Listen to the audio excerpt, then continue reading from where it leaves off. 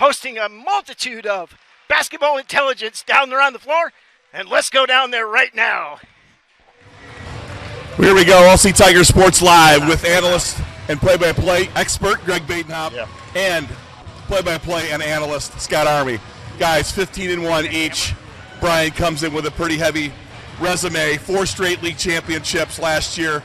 Final 4 in a state championship game. Todd Grosjean, 17 years, 350 victories, approaching that. Heavyweight battle tonight. They come in number 7 in Division II, Liberty Center, number 8 in Division III, both 15-1. Greg, what do you see in this matchup? I'll tell you what, leading up to this game, you kind of had it penciled, as Scott said, for a while, but the week leading up, there's been so much buzz for this game, Scott, and unlike anything I can remember, and this is including boys basketball, girls basketball, and the best thing for our Liberty fans I can equate this to, this feels like a Friday night football playoff game right now. There's been that much buzz in the community and talking about the gym being packed. There's people funneling in 30 minutes before the JV game starts here, Scott. I cannot wait to see what this atmosphere looks like. I cannot wait to watch these 2 heavyweights battle it out. A couple of defensive teams that get after you. I love everything about what's going to happen here in the next 3 hours. Very good. Scotty, you've seen a lot of basketball as well, a lot of coaching, a lot of officiating. What's it feel like as an official and a coach, 2 15-1 teams? It's as big as it gets. What's this feel like to be in a game like this? Well, it's kind of Greg just alluded to. It seems like we should be welcoming each other to let's get ready to rumble, because I think that's what we're in store for tonight. From an official standpoint, obviously it's a big game, and you just can't wait to get on that court. Obviously, that first whistle is huge, getting your feet underneath you. But obviously, from watching the games and watching these teams over the last few years, they've really got after one another. Defensively, offensively, I think we're in for a real treat. And as Greg said, they're funneling in. It's not even 5:30 yet, and they are funneling in. This does feel like a Friday night. Coach Grosjean, can we grab you for a second? He has a live mic back here. There you go, Coach. Thank you. Coach Todd Grosjean, 17 years at Bryan, approaching 350 victories. I know you want to defer these questions, but you've had a great run. 4 league championships. You're 15-1. You're ranked number 7 in Division II last year. What a great season. Coach, great program. What's it been to rebuild this program from day one to today? It's neat because obviously, we've had alumni that have come for these kids that would love to play in an atmosphere like this. Never had the opportunity, but we've been really blessed, really fortunate the last, 6 or 7 years to have some kids come through that are pretty talented. So, Coach, I'm going to ask you a question just about girls basketball in general here in Northwest Ohio. It feels like the last 5 or 6 years, the notoriety around games like this, the pageantry around games like this, the interest in games like this has gone up and up and up. And I feel like you've been a big part of that. Napoleon was a part of that. Liberty's become a part of that. How do you equate that in your 17 years? These last 5 or 6, it just feels like girls basketball is not only on the map, but it is a destination sport at this point. Well, there were some guys that got it going even before I got into it. Brad Myers at Wauseon and Scoop Miller at Archbold. There's some names right there that had some success and kind of paved the way. Larry Votsberger here. So I think it's caught on. Obviously, the girls' game is a little bit cleaner, maybe not as, sometimes not as physical as the guys' games, but, it's neat to see because we've got some kids that have invested some time, and obviously Liberty has too. Coach, congratulations on your season to date. Obviously, going into this, I think everybody has kind of forecasted this was going to be the matchup of the season. Throughout the year, how have you kept the girls focused for each of the games and contests they've had? To be honest, we've been one game at a time, and that's been our plan of action. Last year on our tournament run, we looked past nobody. I've got a coaching staff that's pretty solid, and John Miner, he watches more film than I think anybody in the state of Ohio. Colin Walker is going to be a great head coach someday, and we just who's on next on the schedule. And obviously, there's been a lot of talk about this game, and probably more so from last year because of the way it turned out at our place. That was a great atmosphere, and I think both teams benefited from it. Gave them an experience that you're going to see probably at the tournament level. So, Coach, real quick before we let you go, talk a little bit about your team. You've got a bunch of seniors. You're deep. You've been here. You've done that. This is a great-looking group. Maybe give the Liberty Center fans of the greater Liberty Center area and just talk about your team a little bit and give us an orientation of what your team looks like this year. Well, we've got 6 seniors, 5 of which have played all the way through. I think from 4th grade on. Anna Gray moved over from Tenora last year. Got to play the first 11 and then had to sit the back half, which was unfortunate because obviously on the tournament run, all she could do was practice. But she was a difference maker in practice. Great to have her in purple. But our first 5-6 kids have invested a lot of time. They're multi-sport athletes, so I give them a lot of credit because they've been successful in soccer, they've been successful in softball, and every coach, wants them at their stuff in the summertime, so we have to share. We've really kind of scaled back, to be honest with you, in basketball just because of the time commitment they have with their other sports. Certainly been a class act. You're the gold standard in this league. We wish you a lot of luck, Coach. And we'll be watching. It's going to be a good one tonight. Good luck, Coach. Good luck, Coach. Thanks, guys. Coach Tim Davis. Good luck, Coach.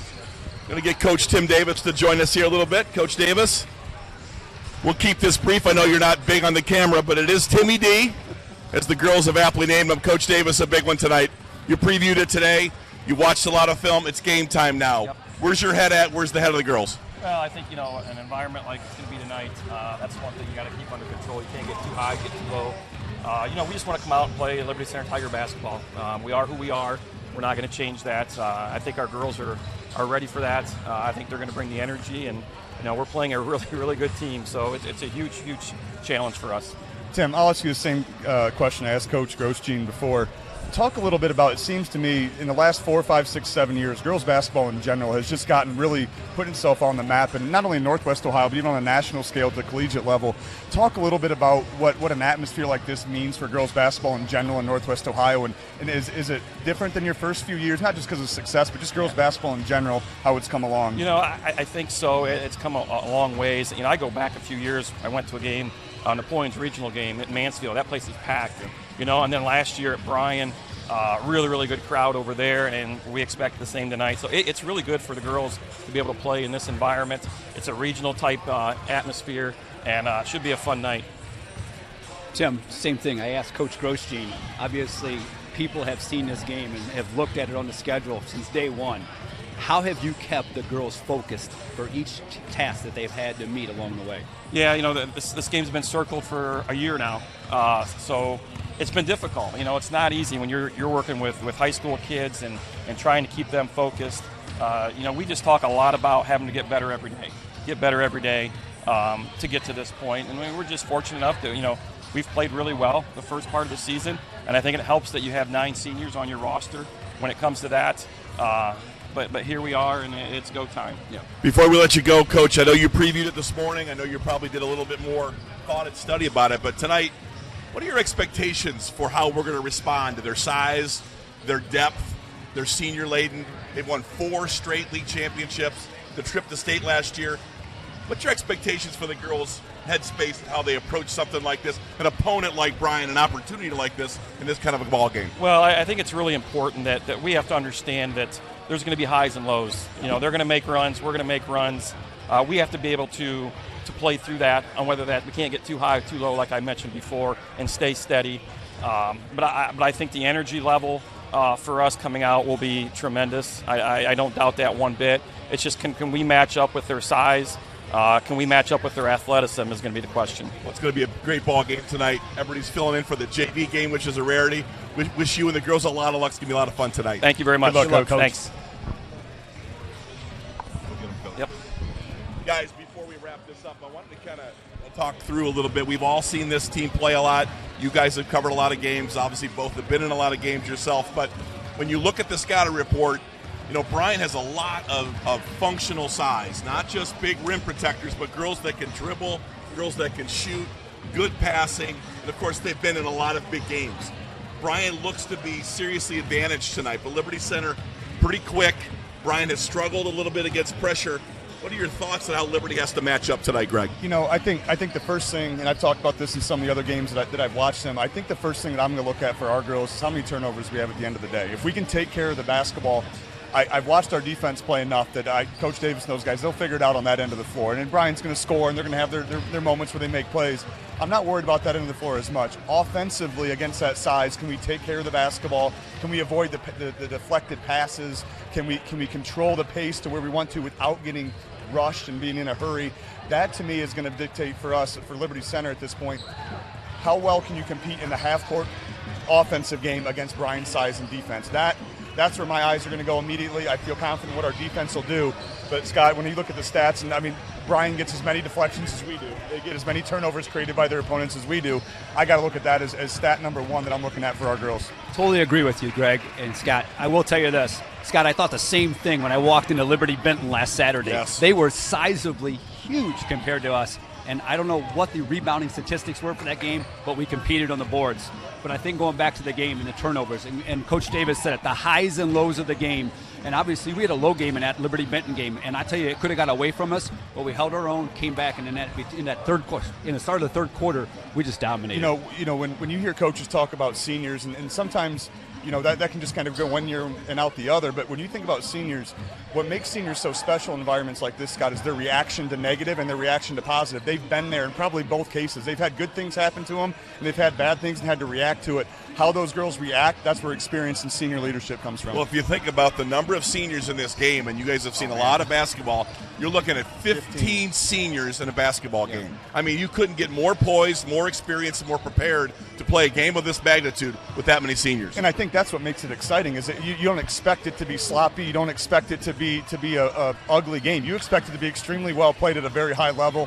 And I'm telling you, if you still have a chance to get out here to Liberty Center, get here soon, because it's going to be packed. But come watch a great girls basketball game. Scotty, you had a daughter in this game. Last year Liberty Center took an early lead in a great environment at Bryan, but at the same time, Bryan's, I think the way Todd teaches these guys, the way they're poised last year, we could not overcome that. What will be the difference between maybe last year's really good matchup where we led early and tonight? Well, I think number one, being that we have more seniors on the team. I think that's the first and foremost. I think they're poised. They've all played together for how many years now? So I think they're ready for that challenge. I think it comes back to the execution, the X's and O's, and I think whether it's offense or defense, and I think we're ready for it tonight. I really do. 15-1, 2 state-ranked teams. Basically, you could call this for a lot of the marbles, if not all of them. It's going to be a great night for Liberty Center and Bryan tonight, Greg. Yep. Can't wait. Yep. Can't wait. Good. Looking forward Guys, to it. well done. Very good. We're going to kick it back up to Mark and Cole Ballman. Very good. All right, we're back here. We're going to take about a 5-minute break here. You'll have the snowman Phil Snow on the call and Miss Kiki Moss on the color. Boom Boom Ballman on the controls, and you drive the spaceship there, bud. I know he doesn't have a mic, so I can pretty much say what I want. So we'll be back here with the startup of the JV contest in about 7 minutes.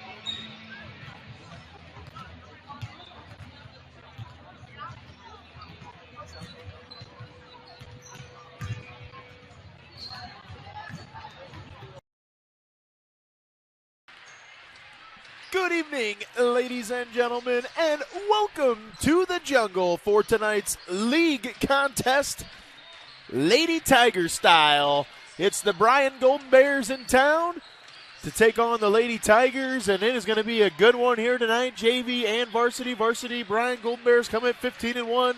JV comes in at 11-5. I am joined, as I will be on the call, on the color, by Kiki Mas. Kiki, welcome back here. Good to be back in the gym on a Thursday calling some girls basketball. Oh, yeah. And then on the board and all the techie stuff, probably going to, maybe keep us in check down there.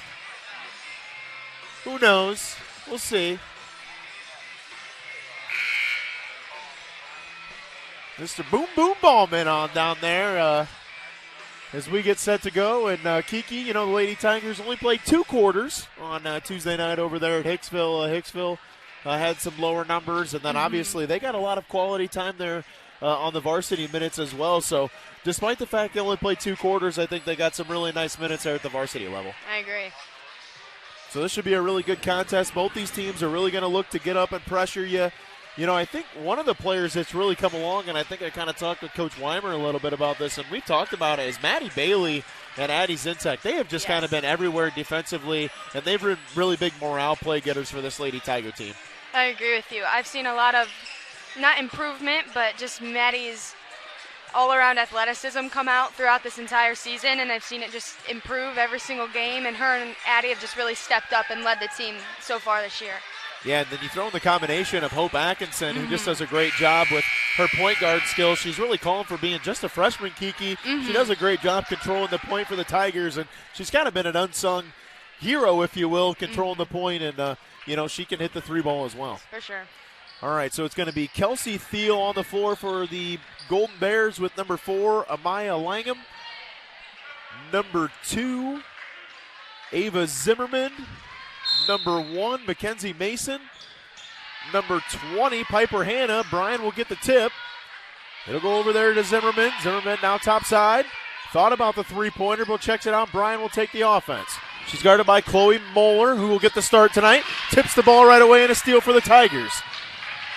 Bryant will try to get the ball back, and there's Addie Zintek, just as we just talked about, over to Atkinson, and she scores! Good score there for Hope Atkinson through the contact, and Kiki, Addie making us look like a genius right there. Good hustle play. Now Bryan will look to run. They beat the pressure. They'll get it up, and she scores it up top. That's number 22, Kelsey Thiel, and Bryan ties the game at 2 apiece. And this is pretty much the action you're going to see back and forth all night here. Now over to the corner to Moeller. Moeller down, triple teamed, over to Atkinson. Atkinson takes a 3-pointer, rim just in and out. Great board by Zintek. Thought she was fouled, keeps the ball alive again. Girls all over the floor, and they're going to say Tiger basketball. So great hustle out there. Zintek once again with a hustle play. Came up with a loose ball rebound, and will give the Tigers an extra possession. Oh, real tenacity there by Zintek. Kind of just came out of nowhere for that rebound. Yeah. Now Crew all the way to the basket. Layup up, no good. Couldn't get it to go. It'll be rebounded by number 1, Mackenzie Mason, and then tied up there by Addie Zintek once again. And it'll be Tigers' possession. So Zintek already making her presence known here early in this ballgame. 5:57 just underway here in the first quarter. Inbound there to Macy Crew. Crew now back to Zintek in the right corner. Zintek topside to Bailey, but it just goes over her head. Great hustle play by Atkinson, but they're going to say she stepped out of bounds on the line, and it'll go to the Golden Bears. So great hustle there from Hope Atkinson, just with her foot on the line when there she tried to save it in there. So Bryan now to inbounds. It'll be Ava Zimmerman. She'll be guarded by Chloe Moeller. Zimmerman now crosses over. Good job driving all the way to the basket. Her floater is up and good. Good play there from Ava Zimmerman, who was uncontested to the rim and had a nice floater up. Good shooter's roll, got it to go. Now Atkinson contested against that pressure. Crew now topside over to Bailey. Bailey, right wing, working against Thiel. Now kicks topside to Zintek. Thought about the cross-court pass. Wisely over to Atkinson. Atkinson now. Shot up, no good. Rebound tried to be grabbed there by Thiel. Out of bounds to the Tigers. So good action here thus far, Kiki. It's been intense up and down, and these teams like to get after it just like that. Yeah, very fast-paced game. I think that's what it's going to be the whole time. And Maddie Bailey there tried to grab the ball, and they're going to get a foul. We'll see who the number is called on. They're going to get number 4. It'll be Amaya Langham, her first, team first here in the first quarter. Liberty Center will inbounds underneath the basket. They'll go backside to Chloe Moeller. Good defensive play there by Amaya Langham. It'll be tipped out of bounds, and possession will stay with the Tigers. Zintek to inbounds. Tigers try to get it in. Cross-court pass to Atkinson. Back to Zintek. Zintek drives the baseline. And they're going to get a foul called on number 20, Piper Hannah, the 5'5 freshman. Her team second here in the first quarter. Good drive there by Zintek. I thought she was going to trigger the three. Wisely drove the baseline and was able to draw the foul. Now Zintek will inbound once again. Tries to go topside to Crew. Loose ball. Crew tries to hustle to save it in bounds. But it'll be off Liberty Center, and it will be Bryan basketball. So again, just underway here in the first quarter from the jungle. 5:04 to go. Bryan leads it 4-2. Good drive once again here by Zimmerman. Shot up, no good. Rebound battled for. Girls on the floor again. Bailey will come away with the loose ball. Finds its way to Hope Atkinson, and the Tigers will have the possession. Up to Crew. Crew crosses over. Now on the drive. Kicks over to Zintek. Zintek on the drive again. Baseline up and scores. Addie Zintek once again drives the baseline. This time finds some room and scores. Now up to Mason. Mason up with the right hand and scores. And Bryan will get out and run at you. They are a fast-paced team. As their coach had said, Nikki Miner, said that they like to get up and down on the floor. Now Moeller inside, and she finishes over Thiel up and good. Chloe Moeller up strong. And the Tigers tie it at 6 apiece. Here comes Bryan again on the run. Layup up strong and good, and that's Ava Zimmerman on the drive. And once again, the speed of Bryan, Kiki, coming into play here as they're able to get up and down the floor pretty quick, scoring in transition. I think our girls are doing very well trying to adjust to that, and I think it's starting to work for them. Good catch by Moeller, good catch by Bailey, and I think they're going to get a Bryan foul.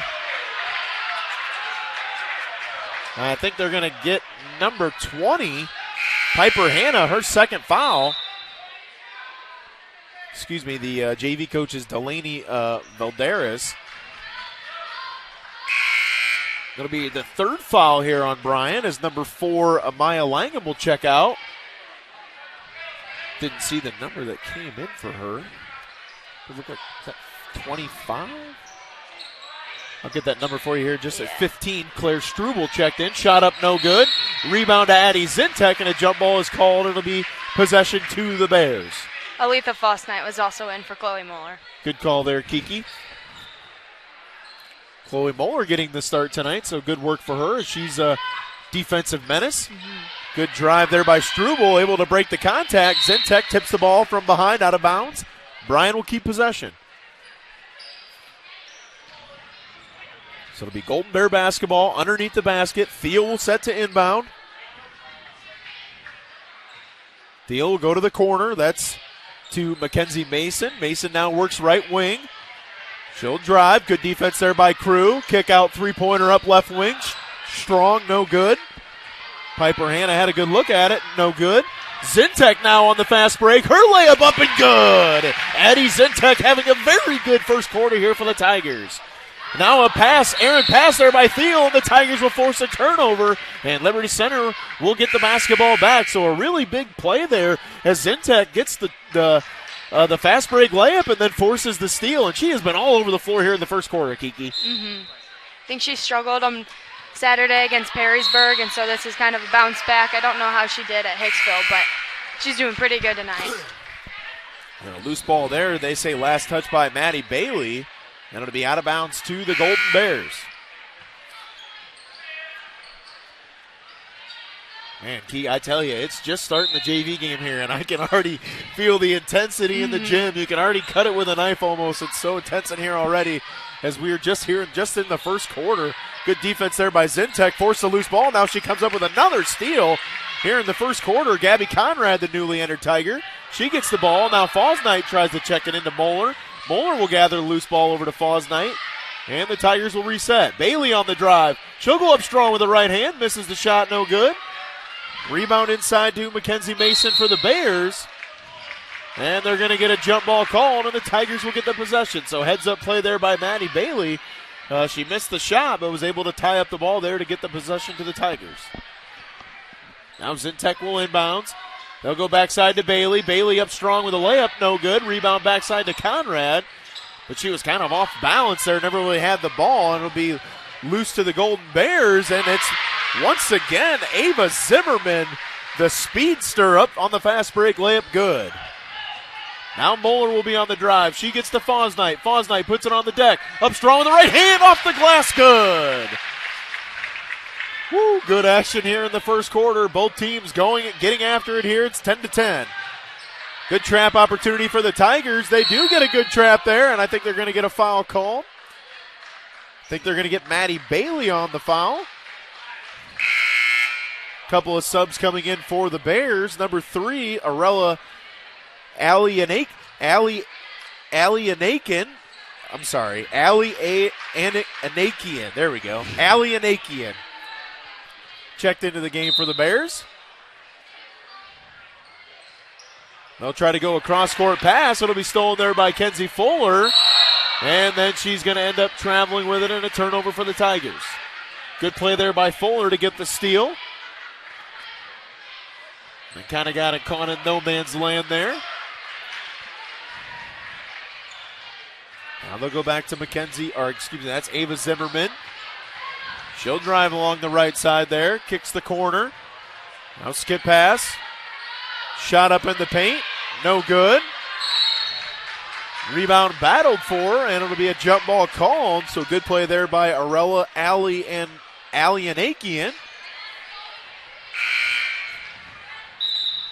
So it'll be Golden Bear ball out of bounds. Macy Crew checks back in for the Tigers. Maddie Bailey will sit. Inbound coming, that's Langham. She'll get it in over to Struble. Struble now cross-court pass. Good catch. Good drive there. And that's Ava Zimmerman, and she has been on the attack all quarter here, and she's going to go to the free throw line to get 2 free throws.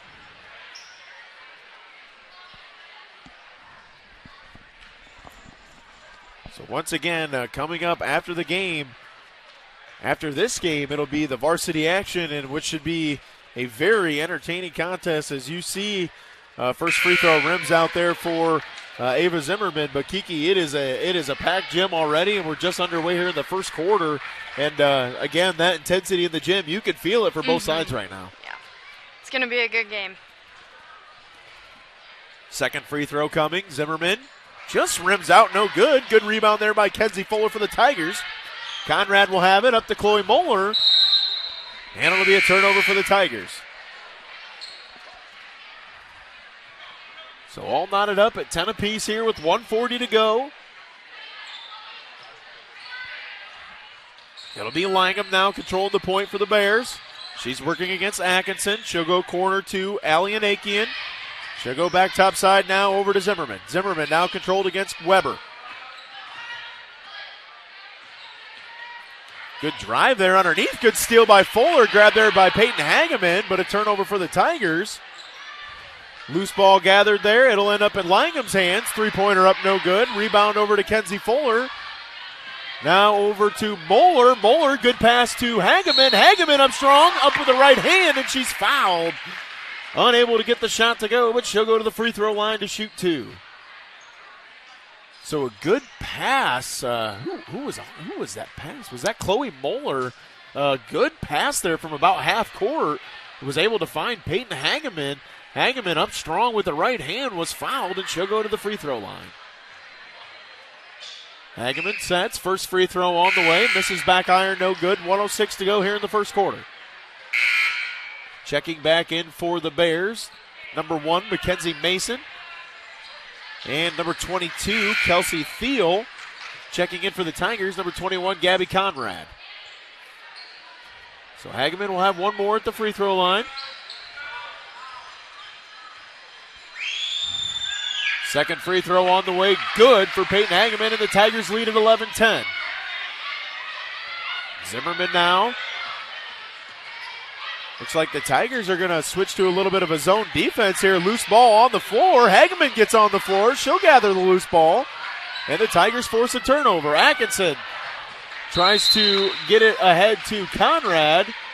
And it will be out of bounds. So the Bears now will control. Looks like the Tigers, Kiki, will switch to that zone defense as the Bryan speed has really been effective here in the first quarter. Cross-court pass now over to Mason. Mason now top side. Over to Zimmerman. Zimmerman back to Mason in the corner. Mason drives, floater up strong, no good. Rebound, Gabby Conrad. Conrad will find Chloe Moeller. Moeller now over to Hageman. Hageman skip past Conrad. Conrad, extra pass Atkinson. Atkinson wide open for three, and it's good! Great extra pass from Gabby Conrad over to Hope Atkinson, and the Tigers lead at 14-10. 9 seconds here to go, first quarter. Skip pass over to Mason. Mason's in the corner now with 5. Top side now over to Zimmerman. Zimmerman will trigger the three. It's no good. And that is how the first quarter will come to an end as the Tigers get a nice little spurt there. Hageman able to cash in on the free throw. And then a great extra pass from Gabby Conrad over to a wide open Hope Atkinson, who drains the three-pointer. And that is how the first quarter ends as the Tigers lead at 14-10. All right, now we got a chance. Let's get some sponsors at you. KK Collision. Meyer Badenhop Insurance. Since 1933, Northwest Ohio has been the home of Meyer Badenhop Agency. STN Design, your home for custom screen printing and embroidery. Affinity IT Group, cybersecurity, managed services for your company's demanding computer needs. 3Cord, the official clothing outfitter of Tiger Sports Live. Me and Kiki both sporting a 3/4 fleece long sleeve. Davis Farm Service, a family-owned agronomy business servicing Northwest Ohio farmers for over 50 years. Swanton Welding, providing our customers with the highest quality services for their metal fabrication needs since 1956. Pam and Dick Leatherman, Pisanello's Pizza, Gerald Grain Centers, Holgate Metal Fab, and Sattler Meats. From our farm to your table. Kiki, what a great way to end the first quarter there if you're the Tigers. Very aggressive. The girls aren't backing down because Bryan's pushing pretty hard, and I think they've come out and they've played together, and it's executed very, very well. Yeah, I think the Bryan speed has kind of surprised me a little bit. Number 2, Ava Zimmerman, has had a couple opportunities here where she's kind of just driven the length of the floor and had some open looks. But as you said, Liberty Center is definitely up for the challenge. And they kind of switched to that zone and kind of stymied that kind of fast break offense for the Bears. So we'll see how Bryan adjusts here in the second quarter as the Tigers will start with it on offense. Addie Bailey now will have it. Top side to Zintek. Zintek underneath to Fuller. Fuller puts it on the deck off the leg of Thiel. And it will be Liberty Center basketball. So Zintek now will inbounds for the Tigers. She'll get it over to Atkinson. Atkinson now on the left wing, top side to Crew. Crew, good cut there by Zintek. Good catch, over to Fuller. Fuller's little shot up, no good. Maddie Bailey on the rebound. Crew will get the three-pointer, misses short, no good. Kenzie Fuller on the rebound. She goes up strong and she's fouled. Kenzie Fuller working hard underneath for the Tigers.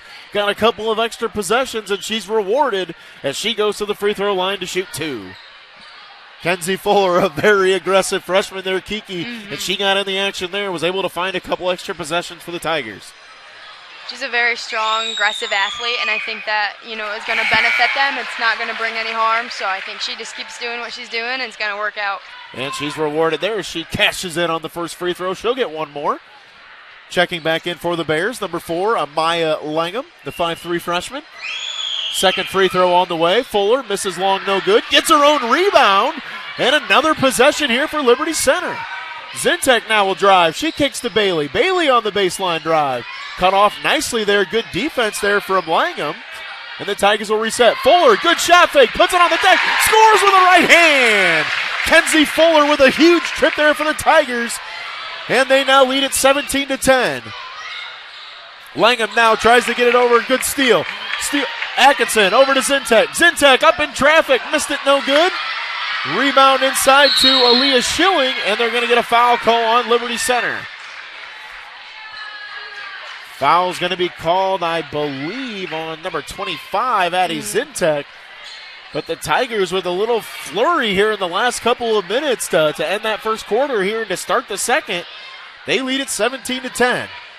Tigers will stick to that 2-3 zone defense. Good effort there by Crew. Almost came up with a steal. Now to be over to now Hannah.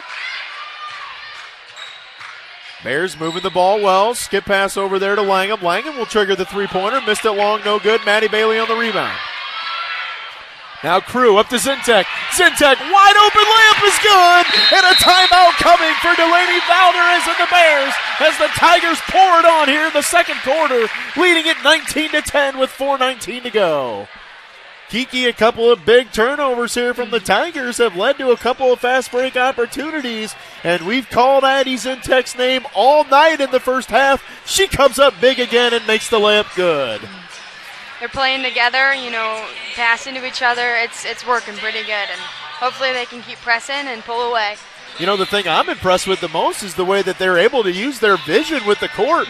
They've been able to hit a couple of times some half-court passes over to where they're at underneath the paint. Zintek, they're able to catch it in traffic. Flying Bear defender goes by her. She's still able to come up with a catch and corrals it and scores, and the Tigers are doing exactly what they need to and making those turnovers count. You can force turnovers, Kiki, but they're making them count on the offensive end by scoring those fast break layups. Yes. So Tigers lead at 19-10.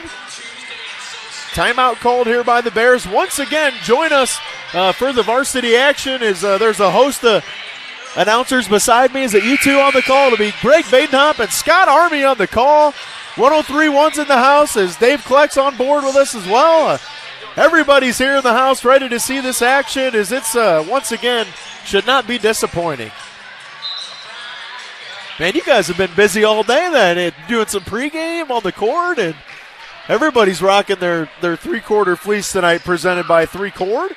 They got the three-chord scoreboard rocking our fleeces. Good skip pass there. Another skip pass comes. Wide open three for the Bears. Misses short, no good. Zintek tries to grab the rebound. Battled for also by Mackenzie Mason. It'll be a jump ball to the Bears. So Bryan did a nice job there. Got a couple of good skip passes. Piper Hannah got a good look at the three-pointer, just unable to get it to go. It's good to see Aletha Fosnight out on the floor. I know she was struggling with an ankle injury the past few days, so I'm glad she's out there playing because I think she's a benefit to the Tigers. Yeah, it looks like she's got both of them braced up, so good for her to see her back out there. That's a good call, Kiki. Missed shot up there, no good. That was Maya Langham. Rebound to Macy Cruz. Zintek cross-court pass to Maddie Bailey. Maddie Bailey up strong with the right hand and scores. And the offensive onslaught continues for the Tigers. An 11-0 run now for Liberty Center. Langham now cross-court to Hannah. Hannah baseline drive. Now top side over to Zimmerman. Zimmerman now back it out, working against the Tiger zone. Zimmerman now right side to Hannah. Hannah, cross-court pass over to Langham. Langham, jump stop in the paint, now over to Mason. Mason, little 15-footer, good. Nice shot there from Mackenzie Mason. Good ball movement for the Bears, and they finally end that Tiger 11-0 run. Now Atkinson working against the pressure, does a nice job over to Zintek. Zintek now to Crew. Crew on the shot fake, drives. Good pass inside to Fosnight. Fosnight put it on the deck, loose ball. And they're going to say a traveling violation on Addie Zintek. And a turnover for Liberty Center. So Macy Crew will check back out for the Tigers. Chloe Moeller checking back in for the Tigers. Ava Zimmerman now will bring it up. She'll kick it over to Langham. Langham now on the left wing. Working against this Tiger zone. Now kicks to Hannah. Hannah back to Langham. Langham, open three-pointer. Misses short, no good. Rebound battle for by Mackenzie Mason. It'll be a jump ball. And the Tigers will get the possession. So good hustle there. And the Tigers will have it with under 3 to go here in the first half. As Peyton Hageman will check in for Aletha Fosnight. Zintek now to inbound. It'll be Chloe Moeller to control it for the Tigers. Moeller now kicks left side to Zintek. Good steal there from Mason. Mason now on the drive, up strong with the right hand. Good defense from Chloe Moeller. They'll go top side to Langham. Good defense there by Atkinson to get the steal. She kicks it ahead to Moeller. Moeller lost it off her leg, saved to Zintek. And unfortunately, just two girls both going for the ball there found themselves out of bounds, and it'll be to the Bears. Good hustle. Those two are both pretty fast there. You're never going to get a lack of hustle from either of those two ladies. Just unfortunately out of bounds there, and the Bears will get it. Now Zimmerman on the drive baseline. Kicks back to Mason. Mason now top side to Langham. Back over to Zimmerman. Zimmerman will trigger the three-pointer. Misses long, no good. Addie Zintek on the rebound. Up to Chloe Moeller. Moeller now on the drive with the left hand. She goes up strong with the right hand and scores through the contact.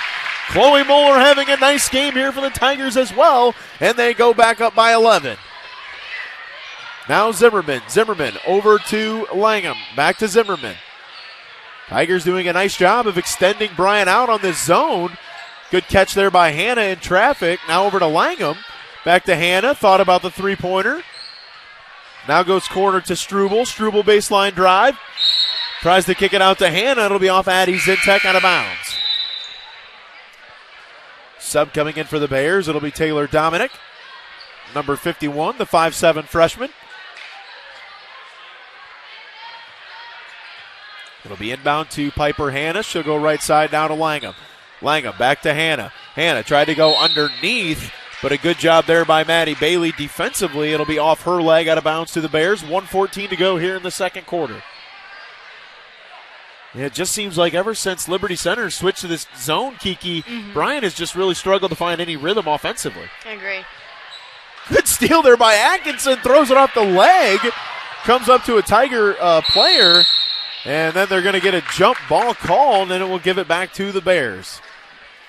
So good play there by Liberty Center, but then a good play by Bryan to get it back, and the Bears will have it underneath the basket. That'll be Amaya Langham to inbounds. She looks, top side. Good interception there by Moeller. Gets it to Bailey. Grabbed there by Atkinson. Good play by Atkinson. Up to Zintek, and Zintek scores. And Addie Zintek continues to have a big game for the Lady Tigers as they now open it up to a 13-point lead with under a minute to go. Good catch there by Langham. Thought she might have been fouled. Yep, they'll call it there. They're going to get a pushing foul called. It'll be on Peyton Hageman.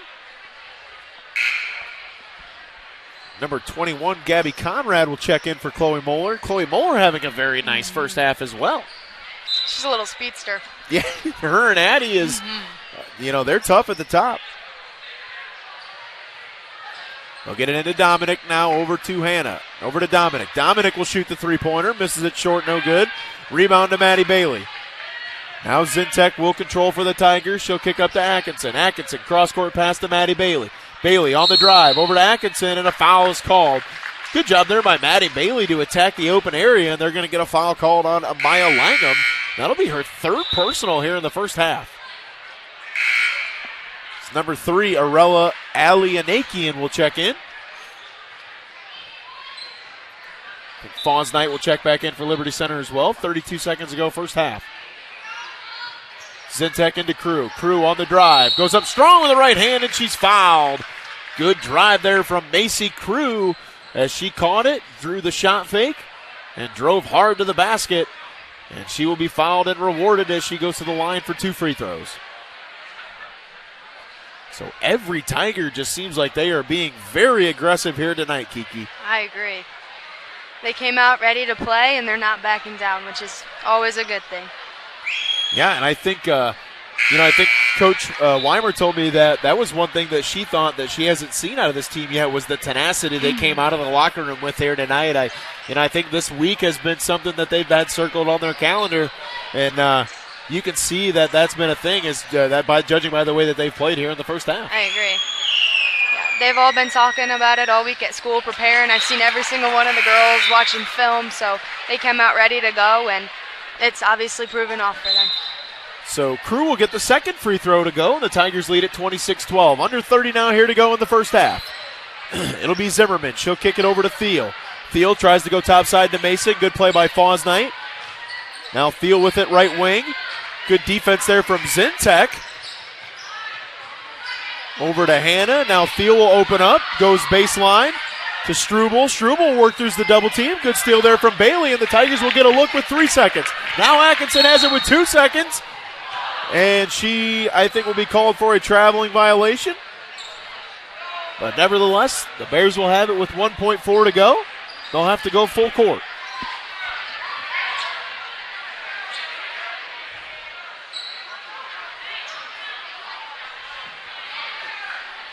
So I think they're actually going to say, because of where she took the shot from, maybe the traveling violation, it'll be up here. So they'll have to go half court here. They'll kick it into Struble. Struble shot tipped there by Zintek. And that is how the first half will come to an end, as the Tigers really poured on there in that second quarter offensively. As this was, I think, a 10-10, 9-8, 9-9 game there at the end of the first quarter. And Liberty Center really opened it up, forced some turnovers, and they were able to hit some fast break layups. That really was the key to opening up this big lead. So that is how our first quarter ends. Once again, the Tigers lead at 26-12. We'll take a short break and bring you the second half of action here from the jungle. Boom, boom, if you want to take us away to our halftime break. Athletic Boosters also invite you to buy tickets for the annual United for Reasons fundraiser, April 6th, 2024, at the American Legion in Annex. Tickets provide you with a meal and ensure you a fun evening with games, raffles, horse races, and other entertainment. Please visit the Athletic Boosters to buy your tickets for the United for Races event or to pick up an information flyer. Remember that your support of the Liberty Center Athletic Boosters supports all Liberty Center athletes.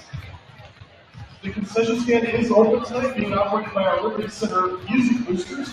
Stop out and purchase food and beverages to support their favorite band and choir members.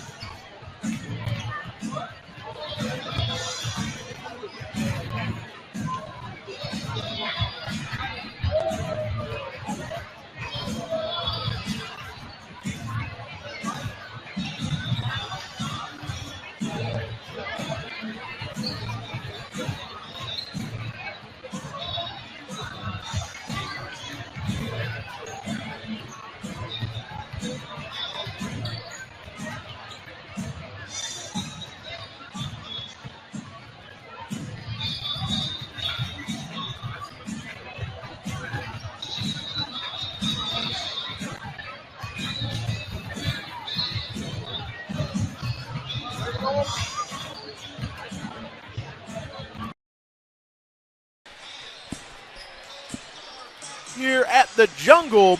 Getting ready here to start the second half. Once again, the Tigers on top 26-12. And guys, it was just an offensive onslaught there from the Tigers there in the second quarter. Defense led to offense. And once again, I think two of the biggest key factors for the Tigers, Chloe Moeller and Addie Zintek, have really just been everywhere. And then everybody else has just been chipping in everywhere. Macy Crew has had a good first half. Peyton Hageman's had a nice half. Kenzie Fuller's had some good momentum play. So the Tigers are getting contributions from everywhere, and that's been the story of the first half. Yeah, it kind of looked like a track meet. You know, especially in the first quarter. I mean, they got some girls that can really run. Ava Zimmerman had a really nice first half. She was just up and down the floor getting wide open layups, but the Tigers never got flustered. They switched to that 2-3 zone. And really from there, Bryan just really lost a lot of offensive momentum, and the Tigers capitalized on every turnover. So once again, we'll get ready to get started here in the second half. Kiki, are you in charge of sponsors today? I can be if you want me to be. In between quarters. Okay. Hey, you know what? She's doing a great job up here. I know. You know, I had to go. I get a little rowdy sometimes. So she, you know, I did she pinch you like Cole pinches me? No, I don't. I haven't yelled at the refs once. They've done a great job. Cole pinches actually. me every time I yell at the refs. Well, someone's got to do keep you in. Yeah. I didn't say I didn't deserve it. I just said he does it. So. All right, we'll get started here in the second half. It'll be Tiger basketball. It'll be Atkinson to control the point. Bryan comes out in that man-to-man. It'll be Crew. Good steal there by Struble, and she'll force the jump ball, which will give the possession to the Bears. So good defensive start there for the Bears. Yeah. That's exactly what you want, to be able to get a stop there. Now they'll try to get it in, and a turnover forced there by the Tigers, and Atkinson comes up with a loose ball. Now they'll get it to Crew. Crew over to Bailey. Bailey will set. Thought about the three. Fuller comes up with a loose ball. She puts it on the deck. Another loose ball. And a jump ball is called, and this time it will be given to the Tigers. So Zintek will get the inbounds underneath the basket for Liberty Center. Looking. She goes topside to Crew. Crew back over to Zintek, but a tip pass there by Struble. Loose ball picked up there by Hannah. Hannah will go on the drive. She goes up with the left hand strong, no good. Rebound battled for there by Zintek and Struble. And they'll say off of Zintek to the Bears. So Bryan will get the inbounds. It'll be Langham. She goes corner to Thiel. Thiel looking. She'll go cross-court pass. Stolen there by Fuller. And they'll get Fuller for a travel. Very aggressive play by Fuller, even though it didn't end up the way that they wanted it. Yeah, you know, Kenzie Fuller didn't like the call, but she looked over there at Coach Weimer, and Coach Weimer said, you might have. So good back and forth action here. Just both teams, I think, a little sped up here in the second half, turning it over a little bit. Now Hannah will kick it over to Langham.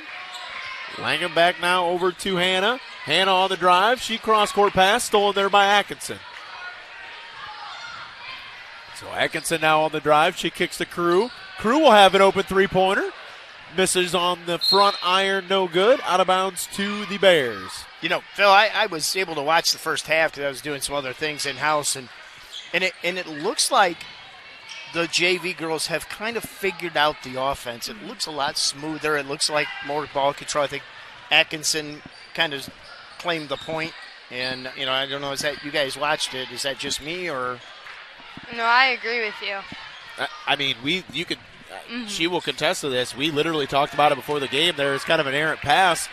There's a zig and a zag. Atkinson lost control of the ball, and it'll be back to the Bears. But we actually talked about that before the game, about how Hope Atkinson has just been such a general out there on the floor, especially over these last couple games. Only a freshman, but she's just so comfortable and under control out there, Cap. So I think that's hilarious and funny and ironic that you bring that up, because Kiki and I talked about that point right before the game. Yeah, I mean, Hope Atkinson, she's in the grade with my granddaughter, so I've been able to watch her literally since the very beginning of her existence in sports. And she's just been that athlete, you know, and as good as she is in volleyball and basketball, whatever, actually softball is her best sport. So I've seen her step up, and not only volleyball too. You can see it on the basketball court, and I think she'll probably take that lead in softball as well. Yep. She's just natural leader and very athletic, so it all comes together for her. Great point. Mason with the shot attempt. Rebound there by Macy Crew. Tip pass gathered there by Maddie Bailey. She does a good job to corral the loose ball. Kicks back to Crew inside to Fuller. Fuller up strong with the right hand, and she's fouled. It'll be called on number 20, Piper Hannah. And, Cap, another thing that Kiki and I also talked about before the game is how just, we talk about Elle Moeller being the Tasmanian Devil, but, man, Addie Zintek has just been a menace here in the first half with her defense, and then her speed ability and able to finish in transition and traffic has just been really a big key to the success for the Tigers here tonight. Yeah, and I think you saw that, Kiki, you played volleyball with her. She's only got one speed, and the beauty of that is she can control that one speed, Yeah. That's one thing I've noticed with her is that she's she can get really angry at herself, but she also knows how to reel it in and, make it work. So a very weird play that I just witnessed. So we're going to have to go back to that. Fuller on the drive, layup up no good. So the Tigers just threw an inbounds pass and tried to actually run full court and got away with it. No over and back call. Yeah, that's what I was like. How did they do that? Yeah, everybody else in the gym saw it but them apparently. So no harm, no foul as Hannah on the drive. Yeah, she kicks Cole's over. going to pinch you, dude. Hey, I didn't say anything bad. They didn't call it. You play it. That was a good job by Zintek. She played it off really well. So Bailey on the rebound there on the shot. Over to Atkinson. Atkinson now up on the fast break. Cross-court pass to Zintek. Kick. Good defense there by the Bears. Phil, if I get pinched by proxy, I'm pinching you. Okay. I might pinch you. Oh, goodness. Pass it down like telephone. Pass it down. Yeah. Can you hand this off to the next person? All right, Zintek to inbound underneath the basket. She'll kick topside to Moeller. Good defense there by Hannah. Tries to go to Zintek in the corner, and it'll be off her hand out of bounds to the Bears. So both teams struggling offensively here in the third quarter as we haven't seen a bucket yet. As long as they're both struggling equally, it's advantage Liberty. Good spin there by Langham. Good defense there by Zintek. Langham, good pass there underneath. Now over to... That's a grab. Yep, they're going to get a foul as Langham was on the drive there. Foul's called on number 25, Addie Zintek, her second. I tell you, I think these referees have done a great job with this. Basically, this is a track meet. This has been a very, very fast-paced game. Both teams have been very aggressive. Peyton Hageman checks in for the Tigers. And they're going to get Addie Zintek on another foul, I believe. Inbound to Struble. And Struble will get 2 free throws for the Golden Bears. Once again, stay tuned with us here right after this game. We'll bring you the varsity action. Should be a really, really good game as 2 state-ranked teams will battle it out here. And then join us once again tomorrow night for some Cap, who we got tomorrow, Cap? We have the boys have Freshman. Fairview. Actually, it's interesting. The girls have a 12 o'clock game. I think that's against Bluffton. That's Saturday. That's Saturday. Saturday, Friday, tomorrow. Yeah. What day is it? Well, I know, right? Oh my goodness. Okay. Tomorrow. Are the boys? The boys are at Bryan. Yeah. So join us on Saturday as the girls will be home. JV will start at 12 o'clock. Senior night. Senior night. Senior day. Senior day. Yes. Parent day. I don't know. Whatever we want to JV call it. will start at 12 o'clock. Varsity will follow on that one, and then you can join us back here for 4:45 for freshman action against St. Francis, I believe. Yeah, St. Francis. Yeah, the Fairview had to cancel their freshman game. They didn't have enough kids, and so they picked up St. Francis. So they'll play St. Francis, and JV and Varsity will play Fairview. Yep, and that one will be, about 15 minutes after the conclusion of the freshman game. As Liberty Center there gets a rebound, and now they're back on offense. Gabby Conrad now over to Crew. Crew inside to Fosnight. Fosnight, good job stepping through on the drive. And she's going to be called for the offensive foul. So that'll be 4 personal fouls here on the Tigers. So This could be a big story here in this game. If the Tigers have one more foul, maybe Bryan is able to get cut into this lead a little bit at the free throw line, as both teams have struggled to find any offense from the floor here in the quarter. Phil, I'm looking around in this gym. There's maybe 50 seats left. It's full. Yeah. You know, you got those state rankings. You got 2 15-1 teams. You got league title implications. Mm-hmm. Good defense there from Hageman and Crew. Good tie up underneath, and they're going to get a foul on Liberty Center, and that is exactly what they did not want, as now Bryan will go to the free throw line the rest of the way out for fouls. And we'll see who they get to go to the free throw line here, as that one's going to be called on number 15, Peyton Hageman. And they're going to get number 4, Amaya Langham, to the free throw line for the Bears. Well, I think in this case the foul was called in her favor, so she has to go to the line. I don't think you can just pick and choose. I just didn't know who got unless fouled. It's a That was my question. Unless it's a backcourt violation, and I'm not even sure about that because I think we saw that against Scott. So first free throw, no good. Second one misses back iron, no good. Rebound to Gabby Conrad for the Tigers. Up to Moeller. Moeller up to Crew. Crew cross court to Hageman. Hageman up to Conrad. Conrad with a nice little pull-up jump shot. Missed it short, no good. Good play by Fosnight. Grabbed by Hageman. Hageman's first shot up, no good. Second one is no good, but she's fouled and will go to the free throw line. What a play there from Fosnight, who tipped it back over to Hageman on the offensive rebound. Hageman missed the first shot, stayed with it, got a second opportunity, and was fouled and will go to the free throw line. Hageman's first free throw, good. Very good free throw shooter. Peyton Hageman, very capable from the free throw line, as Maddie Bailey will check in for Macy Crew.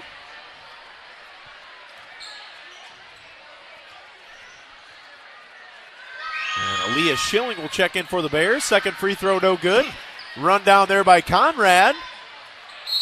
Loose ball out of bounds to the Tigers.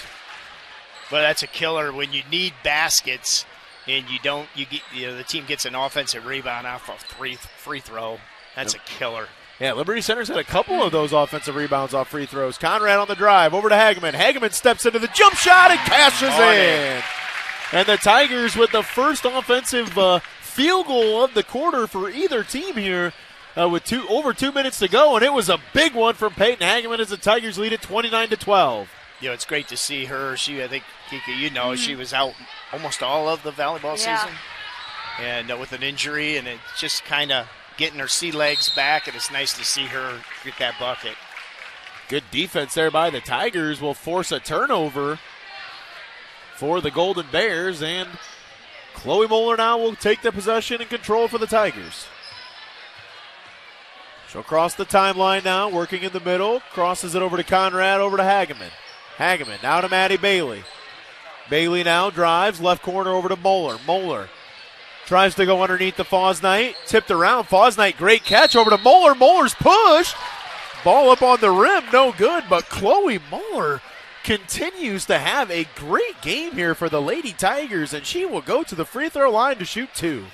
Phil, I'm going to go back to something I said. I don't want to beat a dead horse, but it just looks like something's clicked, man. Mm-hmm. You got Chloe Moeller, you got Hageman, you got Fuller. You got, Zentek and Atkinson to add to that. Well, you kind of had Zentek and Atkinson, most of the year, but all of a sudden it's like other girls are clicking, and what a force. Moeller goes 2 for 2 from the free throw line. Big free throws for the Tigers to push the lead to 19. Now Hannah with it for the Bears. 1:30 to go here, third quarter, working against that zone. It'll be over to Mason. Mason will shoot the three-pointer, and it's good. The Bears really needed that shot, Kiki. 31-15, Tigers lead it. Moeller now with the left-handed drive. She'll throw it off of a bare leg. It'll be out of bounds to the Tigers. Tried to dump that under to Fosnight.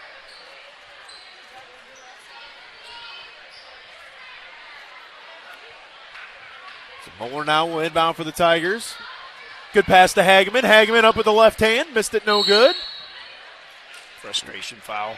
Rebound to Aaliyah Schilling, and they're going to get a foul called on Hageman, her second, and it will go take Aaliyah Schilling to the free throw line for the Bears. Phil, I don't know if you probably can catch part of it in the video, but the Bryan people, the parents have Hawaiian shirts, and they're really cool. They're purple and yellow, and the print is the face of the girls. Oh, that's cool. They're really cool. When I was over there, I had to go help the Bryan Sports Live guys, and I was like, well, those are cool.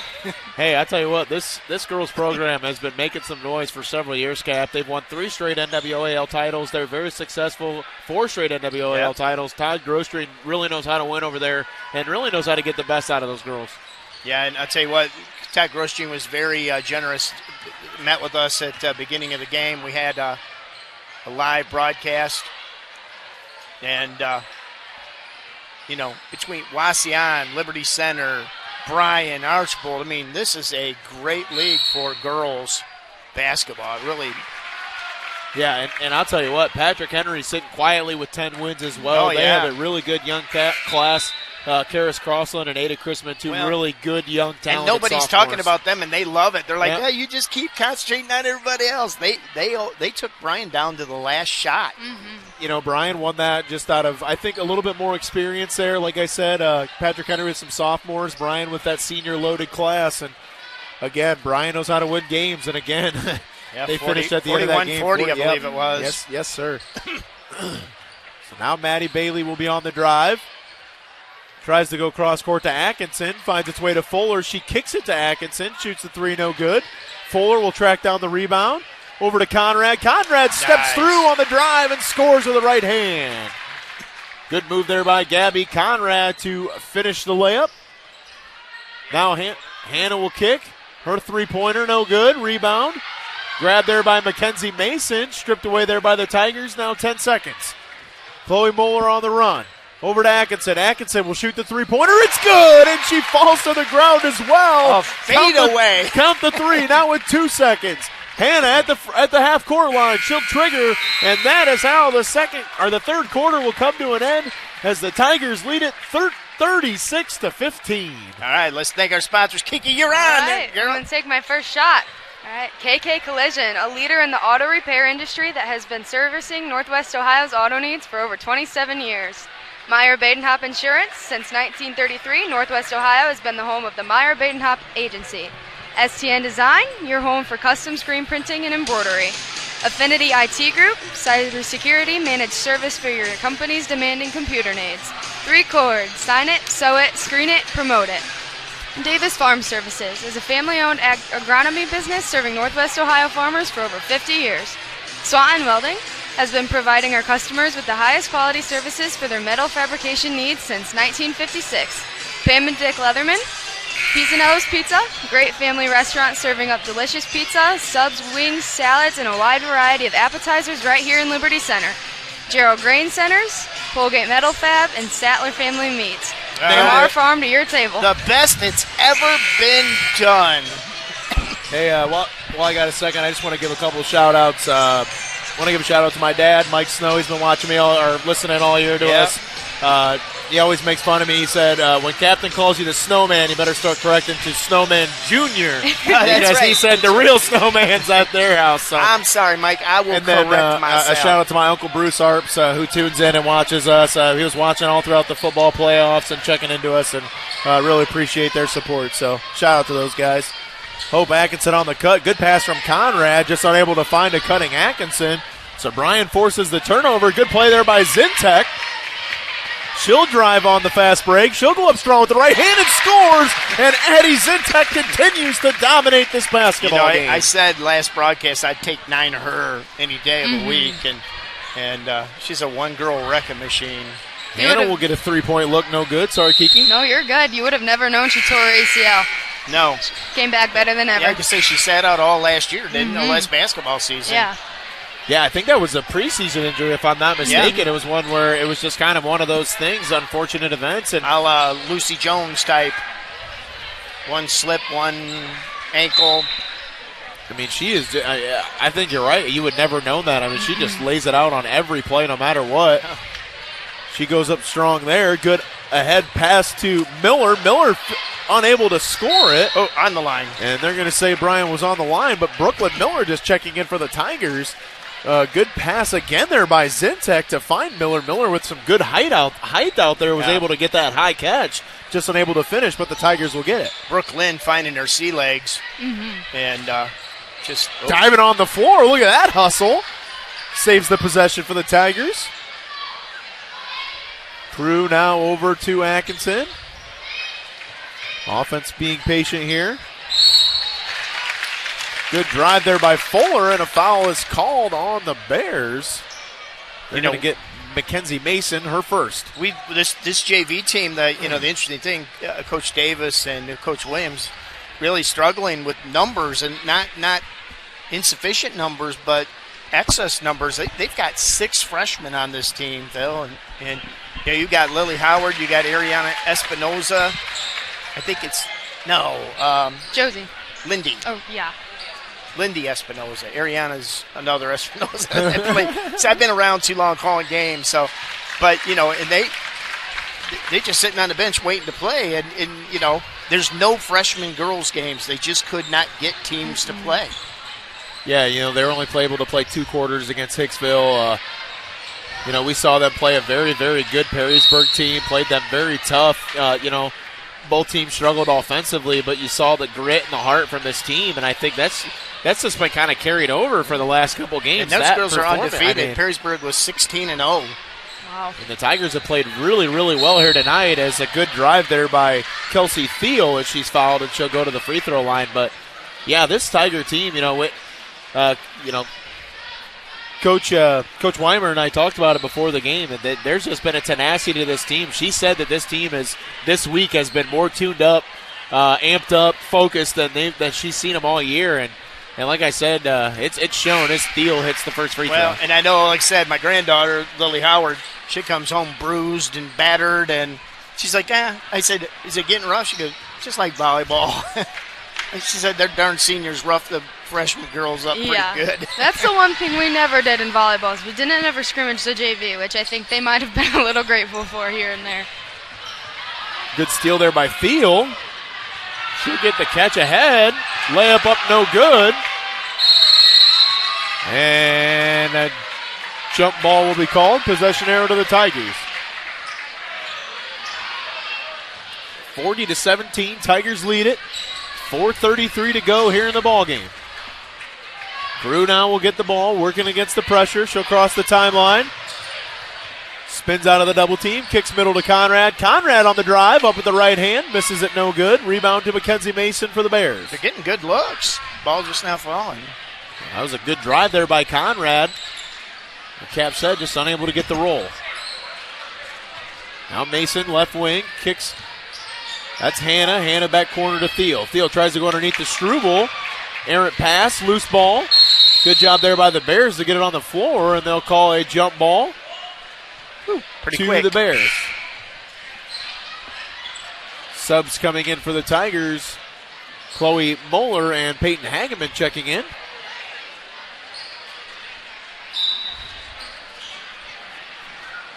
Bears will get it in. Strobel now over to Hannah. Thiel. Corner pass to Strobel. Back over to Hannah. Hannah on the drive. She'll put up the floater. Misses back iron, no good. Rebound battled for her. And it'll be gathered by Mackenzie Mason. Oh, they're going to call a foul. How do they figure that out? I mean, somebody had to be reaching around. It's the only thing. So a foul's called on Macy Crew, her first. Team second here, so not much trouble in the foul category for either team. Open three-pointer, and it's good. Claire Struble hits the three for the Bears. Takes the lead down to 20 now for the Tigers. Good job of breaking the press. And they try to go to the corner to Hageman. Good steal there by Hannah. Knocks it out of bounds. And Coach Williams is like, slow down. You're up 20. You don't need to force the ball. Moeller now will inbound. She'll kick to Crew. Good tip there by the Bears. They'll force the turnover. That'll be Langham now. Langham on the drive. blocked by Miller, but they're going to call Brooklyn Miller for a foul.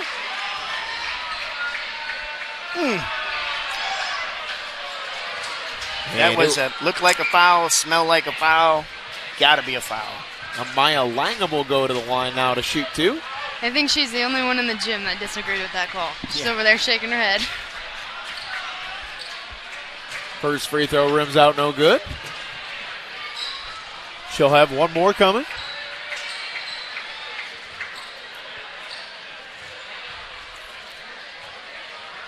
Still set, shoots the second free throw, misses back iron, no good. Brooklyn Miller on the rebound for the Tigers.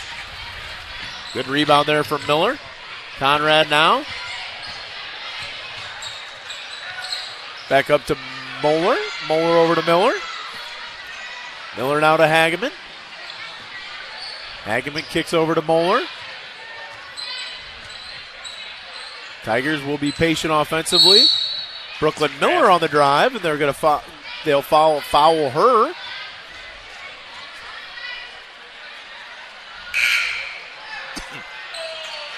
And foul is going to be called on number 22, Kelsey Thiel. Checking into the game for the Bears, Mackenzie Blevins, the 5'6" sophomore. Miller, good step-through nice move, step up with the left hand, didn't get it to go.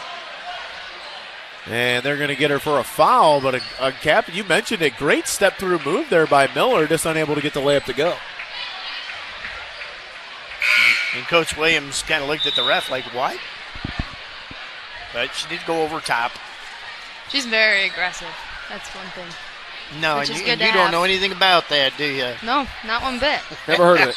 What's that? That's why I'm going to pinch her and she's going to pinch you. Now Hannah on the drive. Loose ball gathered by Thiel. Thiel tries to kick it to Hannah. Stolen by Conrad, but unable to corral it. It's all burning clock, though.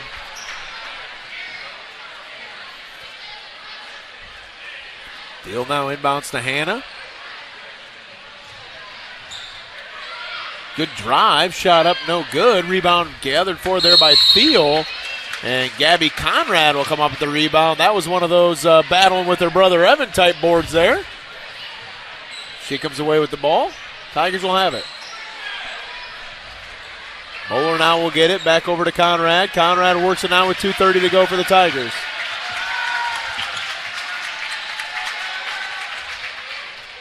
Bowler now has it. Drives. Kicks over to Hageman. Hageman puts it on the deck. Good step through to Conrad. Conrad over to Moeller. Moeller will shoot the three-pointer. Misses long, no good. And they're going to get Peyton Hageman on the foul.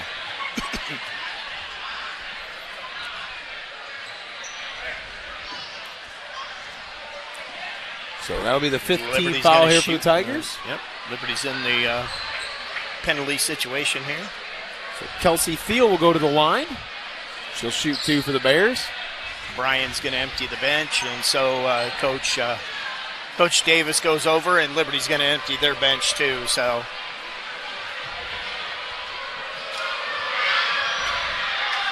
free throw up, no good, and that's been a big story of this game, guys. Bryan's had some chances to maybe find their way back into this game, but they've been unable to hit some free throws at the free throw line and cash in on some easy points and leaving some stuff at the line there. And it's been a big story. Thiel's second free throw stays in good. Cuts the lead to 19. Arella Alianakian will check in. You say that again? Alianakian. He's been practicing the whole game. He's hooked on phonics when it comes to kids' names, and I love it because he knows that's one of the things we need to say their names right, so I appreciate that, Phil. We have always been very, very, very upright about that. It's something that we take. I think we had a mom that said something to us about a kid, and we made sure we adjusted it right away. We don't take offense to it. We want to make sure we get it right, so. Newly checked into the game for the Tigers, number 24, Lindy Espinoza. Also into the game, number 1, Lily Howard for the Tigers. Shoot it. Espinoza will get the shot, misses no good. If I don't get in the game much and I get in, dude, as soon as I put my hands on the ball, it's going up. Schilling now has it. She'll shoot the three-pointer and hits. Aaliyah Schilling will get the three-pointer. Cuts the lead to 16 with a minute and a half to go. Yeah, the other thing, Phil, I'm watching the crowd. You guys have to watch the game. I get to kind of do what I want up here. But fun thing is how many people are in the audience with clipboards trying to scout and figure out what's going on and who's on first. And well, I'll tell you what, it's going to be a great scene here at the Jungle. It's something you're not going to want to miss as we're under a minute here to go in this fourth quarter. As Howard now kicks to Hageman. Hageman now will drive. Good backdoor cut from Moeller. Extra pass. Espinoza shot up. Misses short, no good. I like that. They're trying to get her a shot. Rebound to the Bears. Blevins now corner. Shot up, no good. Rebound to Hageman. And now with 30 seconds left, Cap, that should all but do it here. Once again, good showing here from the JV squad as they really forced a lot of turnovers, were able to make some big fast break layups and made the most of their opportunities. And really that was the big difference. And the 2-3 zone really shook Bryan's offense, and Liberty Center capitalized and did a great job from there. Don't foul.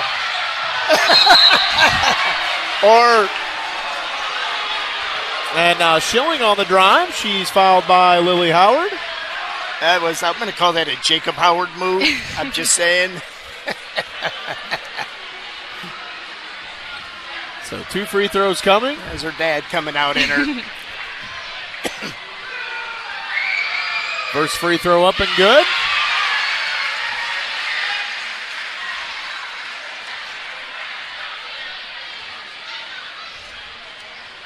And stay with us.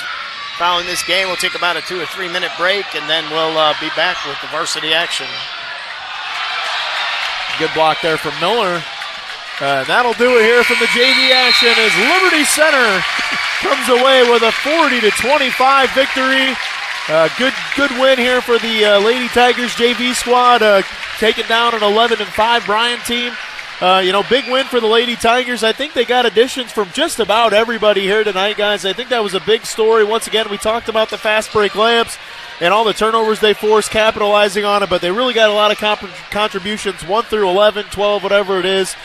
Great game here tonight for the Lady Tigers. Yeah, and like I said, it looked different to me. It looked better to me. They just seem more crisp and clean out there, Cap. I think you're right about that. You weren't looking at 3 or 4 girls and, hoping Eddie Zentek gets 50 rebounds and, which she very easily could. Mm-hmm. But it just looked better. So, all right, we're going to take a break here in between stanzas. We'll switch over for the Snowman on the call, the Snowman Jr. on the call, and Miss Kiki Moss, Cole Bauman on the techie stuff.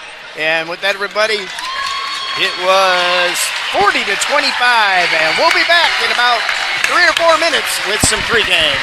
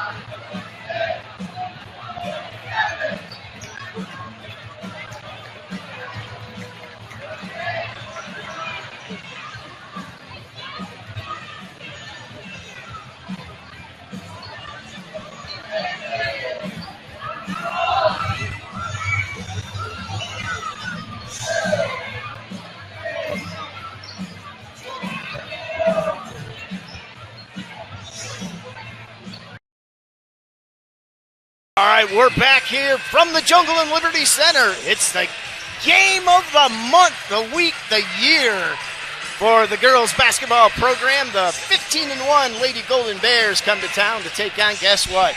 Our 15-1 Liberty Center Lady Tigers. I'm your host, Mark the Captain Blah, on the call tonight. The coach, Greg Badenhop, and sitting beside him is Mr. Scott Army, guys. My watch just told me my heart rate has been up over my average, you know. I'll tell you what, this is everything that was billed to be, Scott, with the packed gym and the atmosphere. It didn't take much longer than both teams running out of the locker room for both fans and student sections to get loud and bring the energy in here. I'll tell you what, I think for us, Scott, we just need to stay out of the way of this game and do our best to let these girls put on a show because it's going to be fun. No doubt about it. You know, we talked about it during the pregame, as in how many people were in here at 5 o'clock. Yeah. 5:15, they kept rolling in. 5:30, more.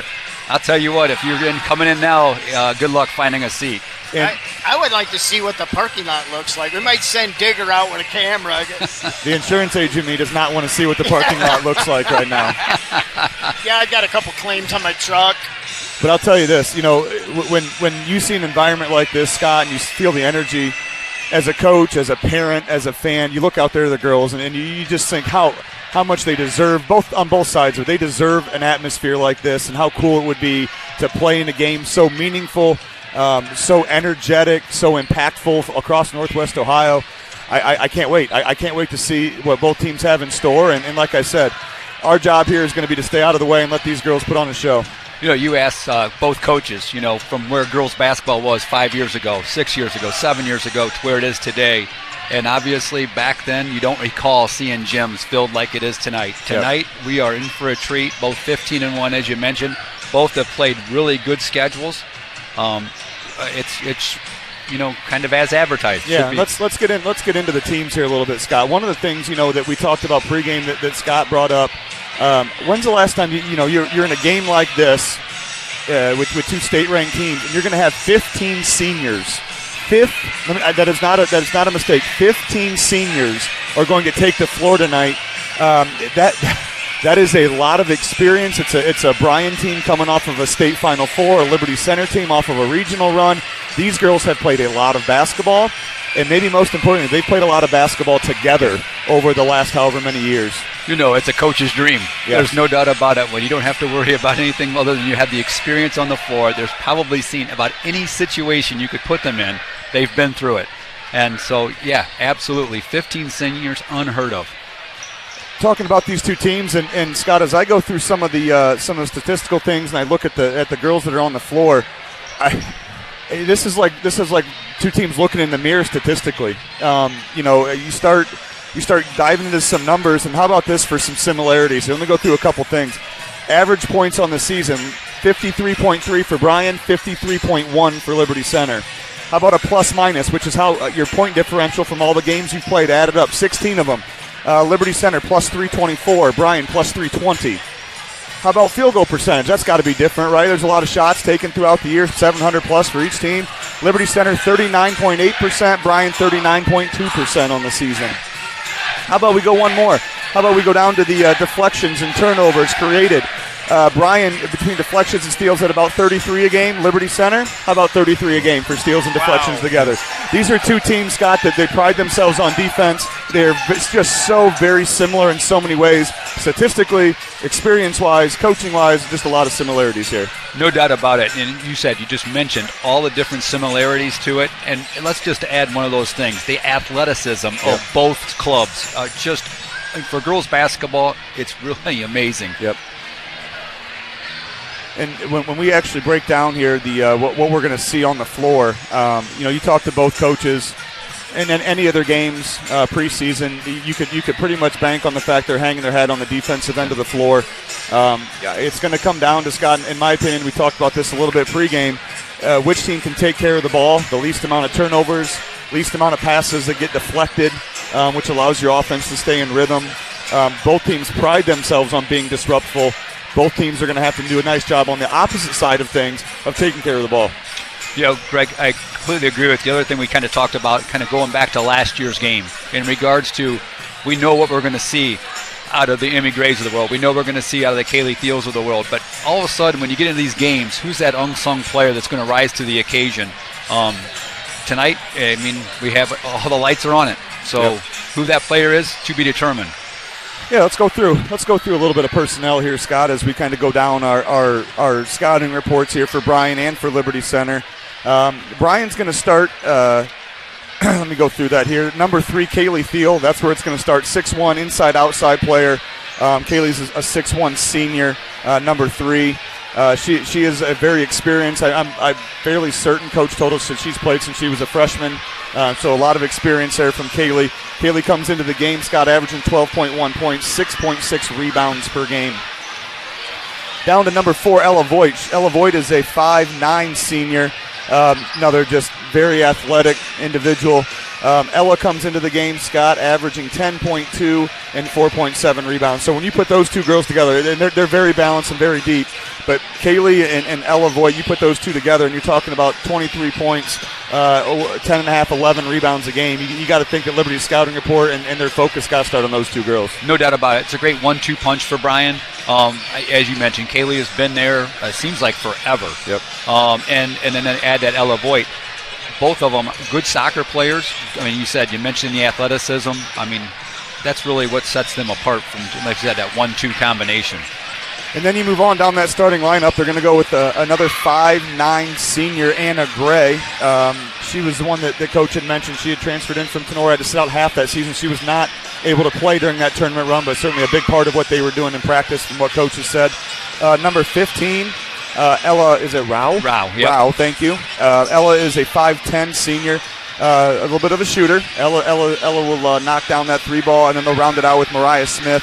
Mariah is a 5'6" senior. And then off the bench, number 22, Josie Arnold. She's the one underclassman, Scott, that we will probably see play a pretty big role in this game. Josie, just a sophomore, 5'7" sophomore that can shoot it. And when you look at those 4 girls all can shoot it. They put 4 girls around, and Kaylee can shoot it, Kaylee Thiel and Ella Voigt, they can shoot it as well. But those 4 are floor spacers. They're athletic enough to get to the hole, well-rounded individuals that they kind of bring off the bench. And then Ava Zimmerman, Avery Brown, 2 other girls that they will bring in off the bench. But I think if you really got down to it for Coach Grosjean, they are deep, but I think he would like to stick to those top 6 girls if he could. No doubt about it. And you talk about on that offensive end for Bryan, they kind of run that 5-out offense, 41 offense. In regard to, they do bring those bigs out, and they allow them to dribble drive, and they kick it to the 3-point shooters. And again, you mentioned that Mariah Smith, she's probably their best shooter on the 3-point range statistically through the year, shooting about 39% from the arc. And that'll be an interesting, as you mentioned, that 5-out, Scott. What that means for Liberty is they got to keep the ball in front of them. They have to on-ball defense is going to be a huge key for the Tigers. If you don't keep them in front and you have to help off of shooters from the corner, from the wings, those are catch-and-shoot opportunities that these Bryan girls do not miss. We talked a bit about what happened last Saturday at Liberty Benton, and you talk about the defensive pressure that Liberty put on Liberty Benton in that second half when they were down 12. It's exactly what they're going to need tonight. That effort that helps the defense to translate into offensive end. All right, let's flip it over to Liberty Center Tigers here. Some of our fans may be a little bit more familiar with the Tigers, but they will start with Emerson Gray, number 1. She's a senior. Emerson comes in the game leading the Tigers with 15.6 points per game. Elle Moeller, number 2. We know what Elle does. It leads the team in steals, deflection. She's athletic as they come. Elle is also a senior. Nicole Keller running the point, mostly for the Tigers, or at least on the perimeter, number 10. Nicole comes into the game averaging about 4 points a game, but much more impactful with her passing, Scott. Nicole Keller is a fantastic floor general. She sees the floor very well. if Bryan decides to go to any of their zone stuff like they did last year a little bit, I look for Nicole Keller to be a big piece of dissecting that thing, making good decisions in that zone. Yeah, I totally agree with you. Nicole is one of the best passers that we've seen through the Liberty Center girls program in a long time. Seeing the floor, really a good athlete. Then they'll go with number 13, Liza Jones. Liza Jones is a sharpshooter. She's the Tigers. She's their assassin on the outside. She knocks down three-pointers at a 39% clip, does Eliza. And then they'll round it out with Kaylee Blanton. Kaylee Blanton, number 54, averaging 7.3 points per game. She also leads the Tigers in rebounds with second on the team in rebound at 4.2 a game. Tabia Barrett averaging 4.6. And that'll round out the Tigers lineup. And you got to believe, Scott, that Kaylee Blanton, Kaylee Thiel matchup, if the Tigers decide to play man and Bryan vice versa, that's going to be one that's going to be fun to watch. Whether that be on the outside or the inside, it's going to be physical, it's going to be athletic, and maybe who gets the better off of that one early maybe gets the team off to a better start. Greg, it was interesting. Go back to the Fairview game. They didn't start Kaylee Blanton. They started Bea Barrett.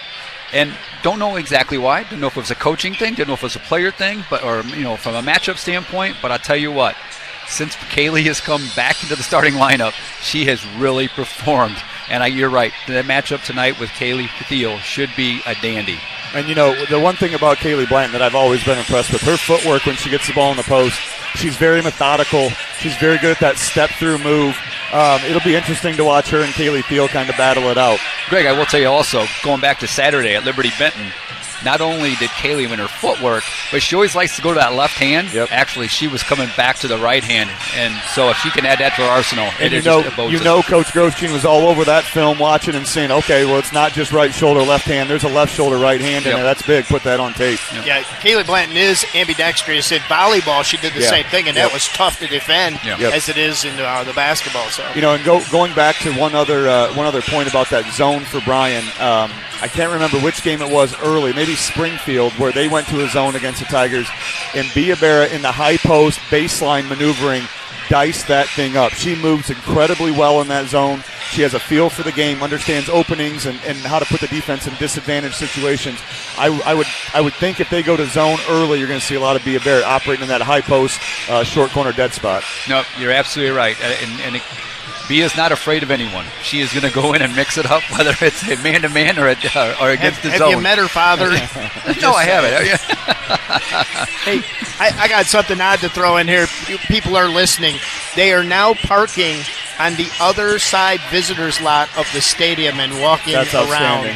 So folks, that is every parking spot we have in our school, and then the dirt on the other side of our football stadium. I mentioned this in that pregame. This crowd, it felt like the Friday night lights that you get when a big football game is played here. And if you've been here, you know what that is. This is exactly what that's like. The parking's that way. The crowd is that way. The energy is that way. It's going to be a fantastic game here from the jungle. We were kidding around again during that pregame about, with that big saying, let's get ready to rumble. Yeah. We're about 2 minutes and 30 seconds away from that moment. And let's really focus in here on that start. I know both coaches mentioned something about that start and just calming some nerves, and they thought the energy would be there, and I have no doubt in my mind. No one's coming out flat in this game, Scott, that's for sure. But who can manage that emotion and channel it into the right direction early? Now, we know from last year's game that's not the be-all, end-all. There's runs that are going to happen in this game. But I think Coach Grosjean and Coach Davis both would take a nice deep breath if one of them could get off to a 6-0 run, a 7-2 run, something to start the game, just a deep breath. As a coach in a game like this, you just want to see that first basket go in. You want to see the first stop and rebound. From there, it's kind of like getting hit in football. From there, it's just basketball at that point. Exactly.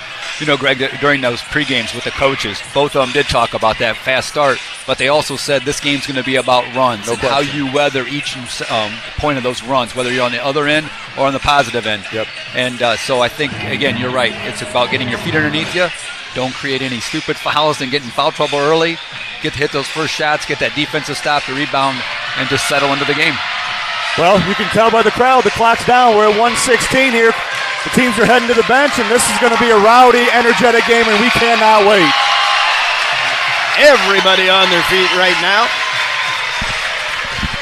All right, well, we're going to drop down onto the public address announcer as we break here for the national anthem and play introductions, and with that, we'll be right back after this.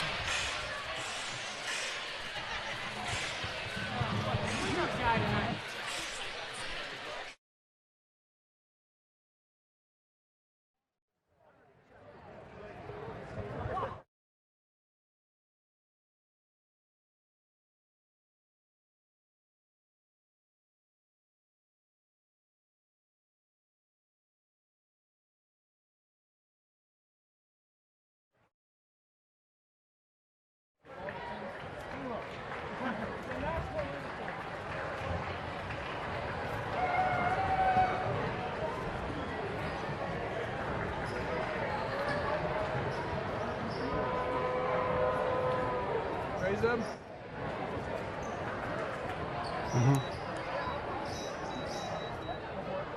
On behalf of the Board of Education, the administration, and the athletic department of Liberty Center Schools, we welcome you to tonight's game. We are pleased that you are here with us. Ladies and gentlemen, we live in a country with liberties and freedoms like none other. To honor the United States of America and all of our servicemen and servicewomen, both past and present, we ask that you please stand. Gentlemen, remove your hats for the playing of our national anthem, the Star-Spangled Banner.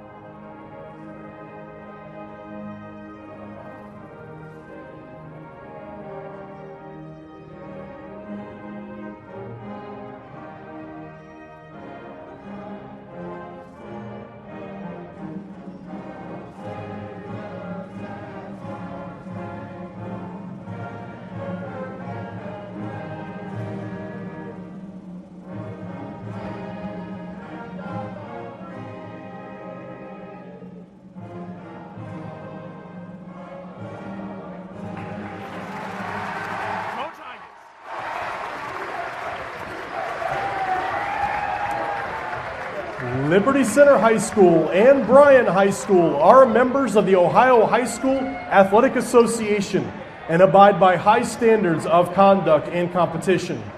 While the athletes in this game tonight are friendly rivals, all in attendance are reminded that this is a game between student athletes and that sporting behavior is expected. The officials for this game tonight have been chosen according to the policies and procedures set forth by the Ohio High School Athletic Association. Your officials for tonight's game are Mr. Austin Cape, Mr. Al Miller, and Mr. Jeremy Tichy. And now let's meet our teams. First, the visitors from Bryan High School.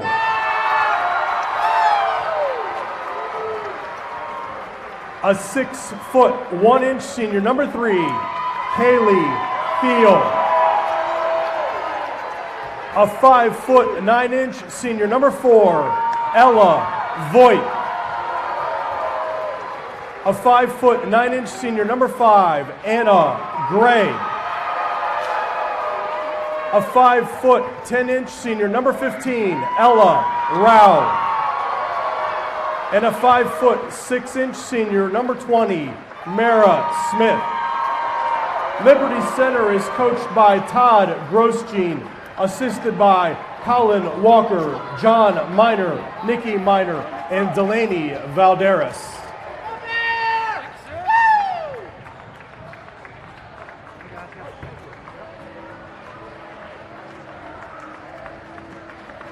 And now, let's meet your Liberty Center Tigers.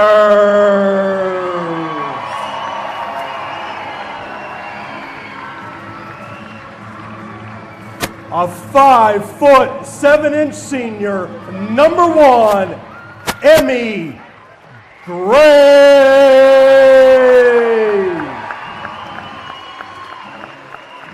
A 5'7" senior, number 2, Elle Moeller.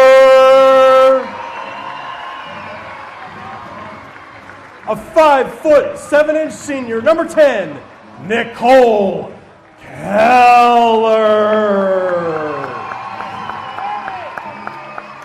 A 5'9" senior, number 13, Eliza Jones. And a 5'10" senior, number 54, Kaylee Blanton. Liberty Center is coached by Tim Davis, assisted by Josh Williams, Braylon Weimer, and Kristen Stacy. A reminder, per Ohio High School Athletic Association rules, there is no flash photography at any indoor sporting event. The Liberty Center administration requests that you please refrain from walking the sidelines while play is going on. This is for your safety, the safety of the athletes, and the safety of the officials. Thank you for your cooperation. Here we go. What an awesome atmosphere we got. What an awesome environment, Scott. Let's have ourselves an awesome high school girls basketball game. Looking forward to it, Greg. Tip is up. Right in. It's going to be Voigt right down the lane off the tip, blocked by Elmore. Nice set by Bryan right off the tip there, sending Voigt to the line, but Elmore was able to recover and knock it out of bounds. Bryan will set up their first baseline out of bounds here. Tigers go man. 4 seconds in, we already got some excitement, Scott. Gotta love it. Ball gets entered to Smith. Looking down the field. They're going to come with the double. Field to the middle with the right hand up, and it's going to be fouled by Kaylee Blanton. So it looked like the Tigers early there brought the double team from the backside. Nicole Keller looked a monster from that opposite block. Kaylee Thiel, though, able to spin middle. I think Coach Davis telling Kaylee Blanton there just wants to go straight up. No reason to block the shot. Kaylee Thiel, 6'1", not going to block her shot a whole lot. I say, and again, that's what we talked about beforehand, the matchup of those two. Yep. And Kaylee, someone's in there is exactly her height or greater, so she has to go straight up. First shot off the mark. Thiel up with the second, and the Bears are on the board first. A little full court man-to-man here. As Smith up on Keller. Keller turns the ball over, and then she's going to end up fouling. So early here, it's Smith, Mara Smith, very, very quick in that front court on Nicole Keller. There'll be a quick adjustment here from Coach Davis. They're going to find a matchup they like. Maybe even Kaylee bringing the ball up to 4 on Kaylee Thiel. Might even be the way we go. Exactly. So first turnover of the game for the Tigers. It'll be Smith to trigger. Rowell being guarded by Jones. Elmoller on Voigt. Emerson Gray on Anna Gray. And Nicole Keller. The ball goes in. Deflected. Tigers going to come up with it. Here they come. Thiel trailing the play down there. Good job by Smith getting back. Nicole Keller's going to be open. She's going to let that three go. Just off the mark. Good job by Thiel getting back down. That's off. That's Elle Moeller right there with the deflection. Elle Moeller making her presence felt twice so far, Scott. One block, one deflection, causing a turnover. Elle Moeller doing her job 48 seconds into this one. They're looking at they're looking at Thiel right now. The shot she took in the head down there. A little shoulder to the incidental. She's okay. We'll play on. Tigers on the baseline out of bounds. Ball into Gray. Gray attacks middle. Nothing there. Blanton's going to take Thiel baseline. Spin back. Nothing. Elle Moeller open. She'll try it from three. Not there. Good box out by Thiel. Bryan will come the other way. It's Smith being guarded by Keller. Tigers sitting in there man-to-man. Ball on the wing here. That's Rowell being guarded by Elle. Back door by Thiel. Good left hand, good pass. Kaylee Blanton helps up the floor there. Probably didn't need to. Ball kicked ahead. Elle Moeller recovers and turnover. Tigers a little rattled with the full court pressure right now. Yep. Thiel on Blanton. Little wing ball screen and a switch. Bryan being methodical here. Ball goes down inside to Voigt. Kicked out to Smith. She up fake. 15-foot jumper from the baseline. Good. Timeout. Coach Davis going to take a quick one. Good start by the Bryan Golden Bears. You know, early here, Scott, we talked to Coach Davis before the game we talked, I guess, after Coach Davis about limiting the turnovers for the girls. A couple big ones early on that full court pressure, just getting a little rattled with that full court. I look for Coach Davis to make an adjustment here and maybe not leave Nicole Keller out with Mara Smith guarding her one-on-one, the full court. Maybe Emerson Gray, maybe even Kaylee Blanton bringing the ball up against Thiel. Whatever matchup he likes here, I feel like you're going to see a little change of pace maybe, and now the Tigers trying to break the pressure. Yeah, I think you're right. They just got to get their feet underneath them right here. Yep. Get it across half court. Like I said, you want to see that first basket go in. I feel like you can take a deep breath, sigh of relief maybe. But Bryan definitely came ready athletically on the defensive end here. Tell you, Greg, we got a good look. She's got a nice little shiner underneath her eye. Does she? Does, yeah. Yes, she does. And that's the matchup. There's Emerson Gray with Voigt. They're going to run a second defender at Emerson Gray. Double team comes. Liza Jones flashes, gets a catch. Tigers going to look at make them pay on that double team. Did not right there. El Moeller up top to Liza. Liza in the corner, being guarded by Anna Gray. Ball up top to Emerson. Emerson will reset the offense. Emmy on the attack. The spin. She goes up. She's deflected. Kaylee Blanton gets it. That's a foul on Kaylee Thiel. To be honest, Scott, I'm not sure which one. I don't know if Thiel's with a foul. I felt like the first block might have been a foul, but either way. I agree. Either way, the Tigers will get to the line. Kaylee Blanton. And now we'll see if after these free throws, we'll see if Coach Davis decides to pick up his pressure. Kaylee Blanton misses the first. And early sub here, Josie Arnold in for Anna Gray. So the first sophomore underclassman we're going to see on the floors comes from Bryan and Josie Arnold. So check in for Anna Gray. Kaylee Blanton's going to set on the second. Not there. Thiel with another rebound. It's going to be Voigt handling the ball right now for the Bears. Rao, nobody on, miscommunication. Rao not going to be there. Good rebound by Elle. They got lucky there. There's some full court pressure, and the Tigers are going to break it and attack here. Here comes Emerson Gray. Gets it up to Keller. Oh. Kept the pivot foot and throws it away on the post entry. Yeah. 4 turnovers here early for the Tigers in the first 2 minutes and 45 seconds. First 2 subs for LC's in. Going to go with Bia Barrett. Checks in for Liza Jones. You're going to get Gracie Miller in for Nicole Keller. Here comes that full court pressure for the Tigers.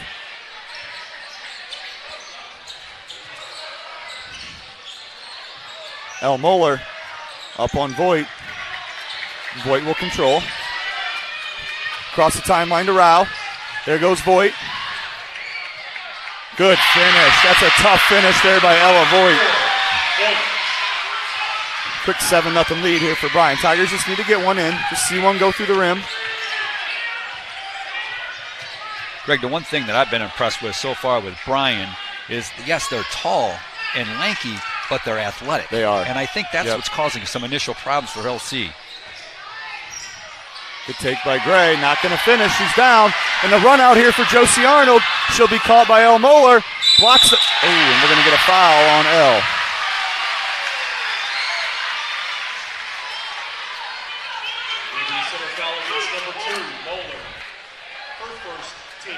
You know, one thing early here that Bryan's done a very good job of, Scott, is they are boxing out and controlling the defensive glass. It is one and done for the Tigers right now, especially Kaylee Thiel doing a very good job boxing out Blanton down there.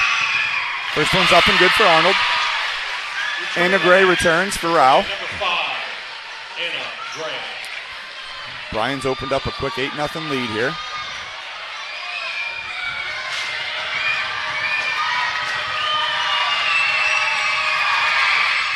Arnold gets the second.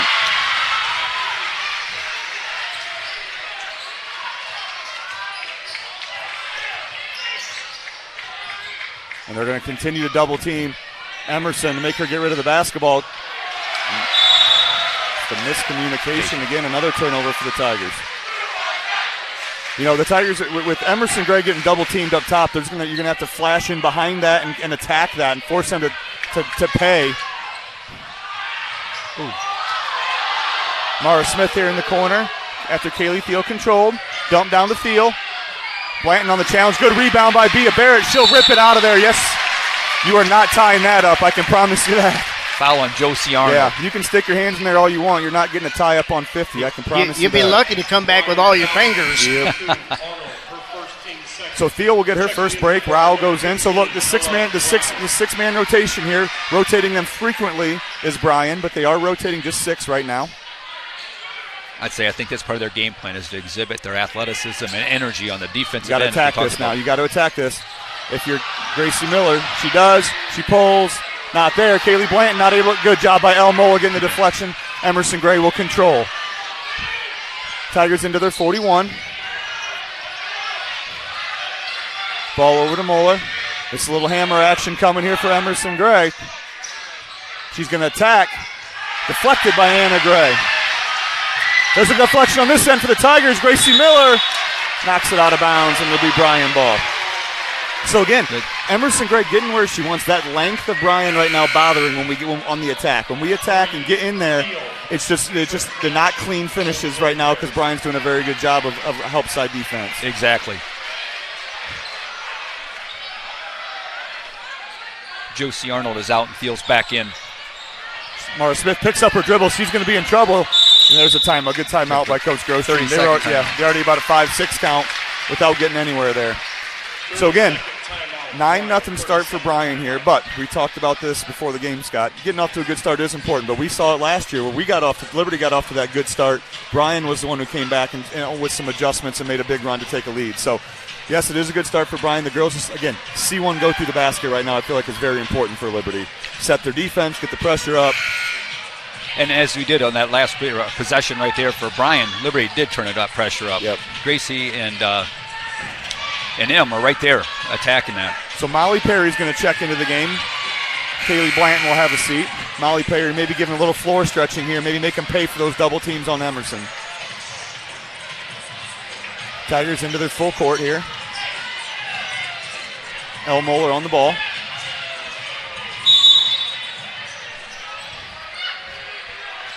Ball's going deep. DeVoit. Gray. Not there. Rebound right over top of Perry. Kicks out to Smith. Smith for three. Not going to be there. I think they got Bia. They're going to get. Yep. That's who it is. On the checkout there. He called a discard.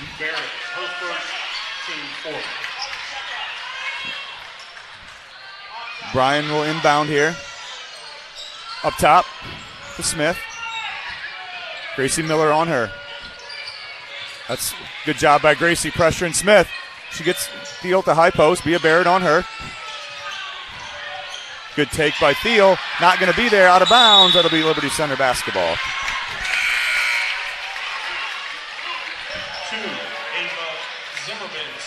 So Zimmerman checks in. That's the first. So that's the young lady who played a little bit in the JV game. So their seventh girl they brought in now. They're going to clear it out for Emerson. Now, see what happens when they run this double team.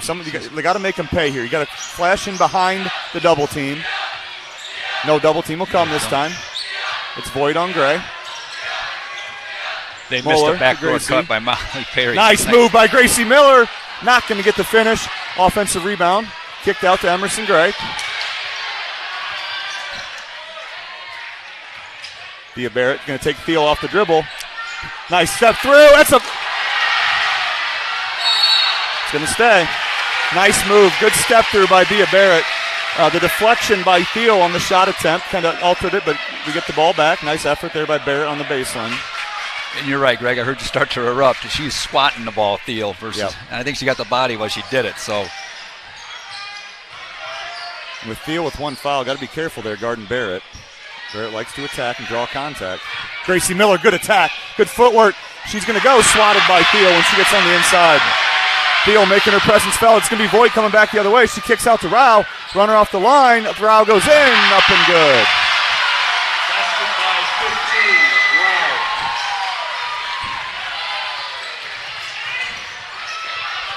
Deflection steal by Rao. She's going back the other way. Gray down to challenge, not going to be there, and the Tigers are going to have to take another timeout. Full timeout on this one.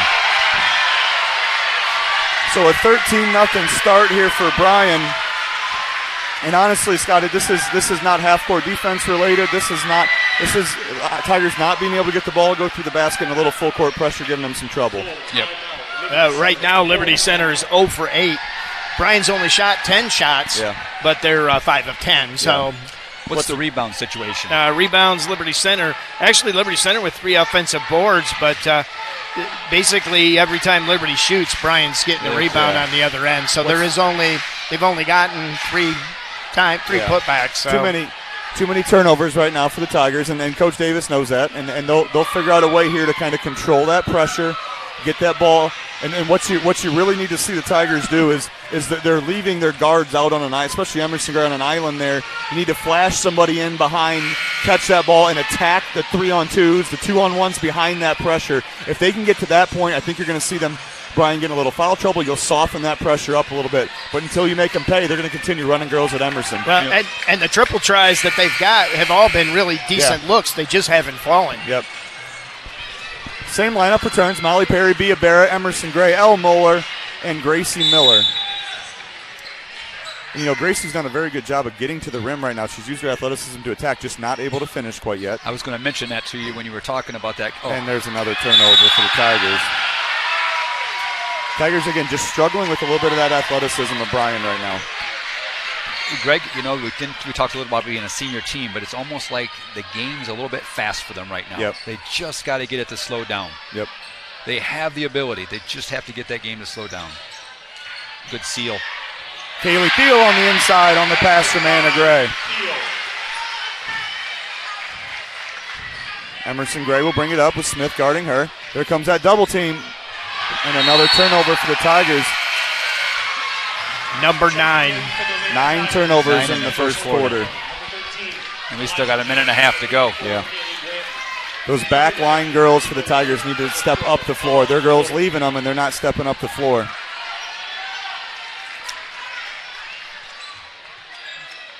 Let's see if a little bit of pressure here can translate to an easy basket for us. Yes. Be Nicole Keller back in. She's guarding Mara Smith. There's a double team of the Tigers, double team of their own. Smith reverses over to Josie Arnold. Arnold's going to get the ball to high post. Back out to Smith. Gray on her. Rao on the attack. Kaylee Blanton steals it, throws it up ahead. Emerson Gray grabs it, and that's going to be a foul on Ella Voigt. But even there, Scott, on that takeaway, that's a tough pass to control for Emerson Gray running the opposite way, but we get the foul. Yeah, I think we got a little lucky, but yes. Yep. It's our ball, so that's the best thing. Need a bucket here. Any way we can get one. With them pressuring, not going to be a turnover there as Emerson Gray bails him out. Eliza Jones, there's a good flash. That's what you need to do, and then attack. Nope. Attack. Good idea. That's the concept right there. Bia Barrett flashes to the high post, just needs to attack right there. There's space, attack, go draw contact, get yourself an and one. Good adjustment by Coach Davis right there. This will be Tigers ball, baseline out of bounds. Nicole Keller, the trigger man.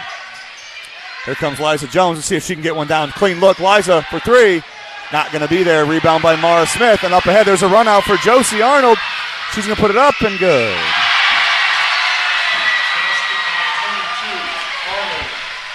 Greg, a couple of times this year we've had trouble getting back, and it looks like Bryan is. There it is. There it is. There's the bucket for Kaylee Blanton. That's what they needed. Yep. Ball got up. They took advantage of the Bryan overextending. They break the seal. Arnold's going to launch one from the corner. She's got it. 20 seconds to go here in the first quarter. Bryan up 20-2. Mara Smith causing a little trouble up front. Nicole Keller turns the ball over, throwing the ball to Emerson Gray. And again, that's turnover number 10. Those back line girls need to come and flash to the ball. That's how you're going to break this pressure. You can't allow those big guards, quick guards up front of Bryan to stay up there and go 4-on-3 against our guards. You need to make them pay by flashing from the back line. So a big 9 seconds here. Tigers need to get a stop before the quarter. Joe's on the that's and two on Kaylee Blanton. That's a big foul on Kaylee Blanton. Not one the Tigers wanted to see happen right there. Kaylee Blanton picks up her second with 5 seconds to go here in the first quarter. That'll send Voigt to the line. Emerson Gherkin's going to make it back into play.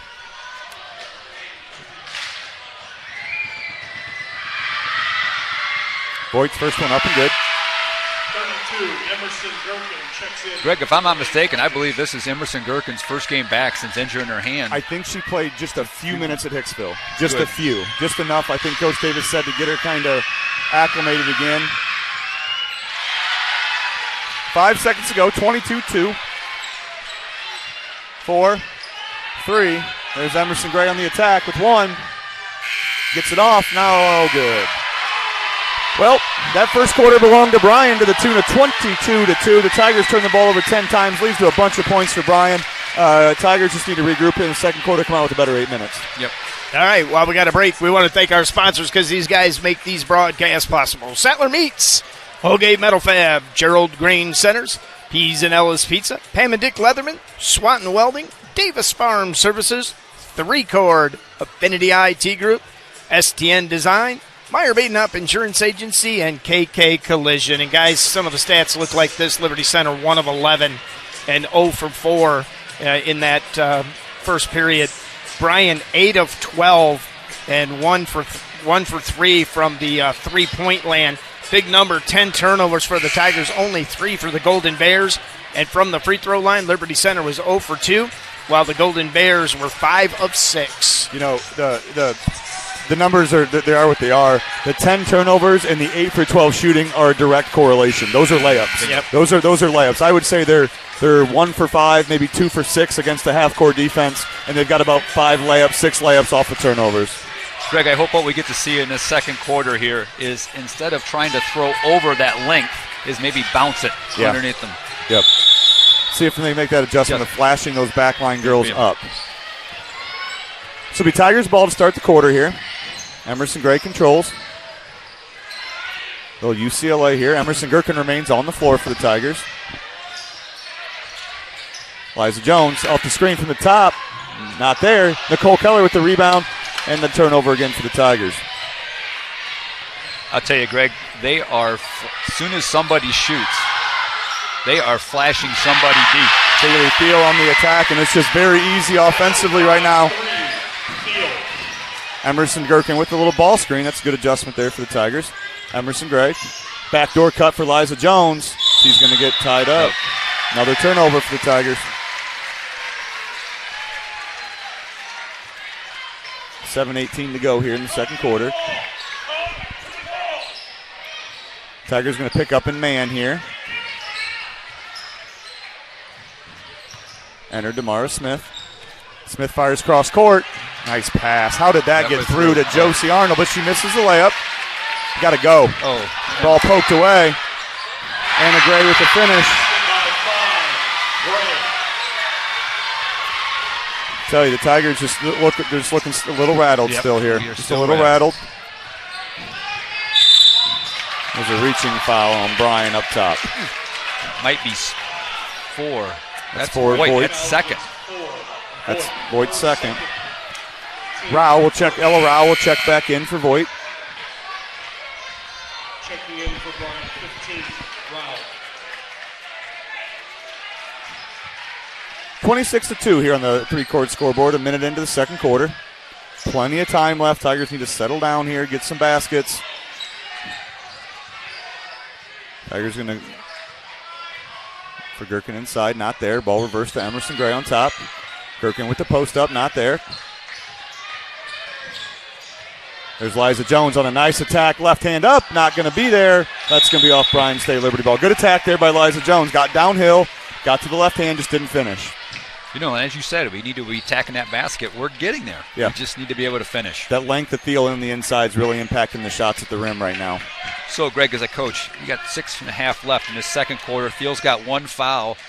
Do you attack, try to get that second? Yeah. She does like to swap that ball. Yep. Here we go. Oh. Another turnover for the Tigers. Yeah, I mean, Scott, the answer's got to be, even if she blocks 5 of them, the 6th one needs to be a foul then. You just got to keep attacking. There's no reason to not attack. Keep attacking. Just need people to flash right now. Anna Gray, back to Mara Smith. Smith over to Thiel. Thiel being guarded by Gherkin. Here comes a double team. Back to Smith. Cross court to Rao. Rao attacks baseline. Skip, good ball movement. Anna Gray up to Mara Smith. Runner off the line. Floater not there. And the 5'6" Smith grabs the offensive rebound. Bryan just being the aggressor right now. Just more aggressive, more confident in what they're doing. Couple substitutions here. Kaylee Blanton will come back in, replaces Bea Barrett, and Elle Moeller comes in to replace Emerson Gherkin. Making a note, Greg, 6'11" when Kaylee checked back in with those 2 fouls. Yep.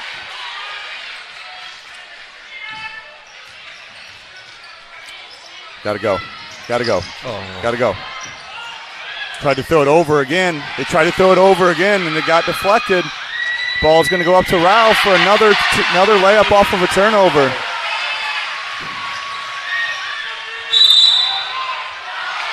That's going to be a blocking foul there on number 15, Rao. Bryan foul against 15, Rao. Her first. Gracie Miller going to check back in, this time for Nicole Keller. Substitution for Liberty Center, number 12, Gracie Miller.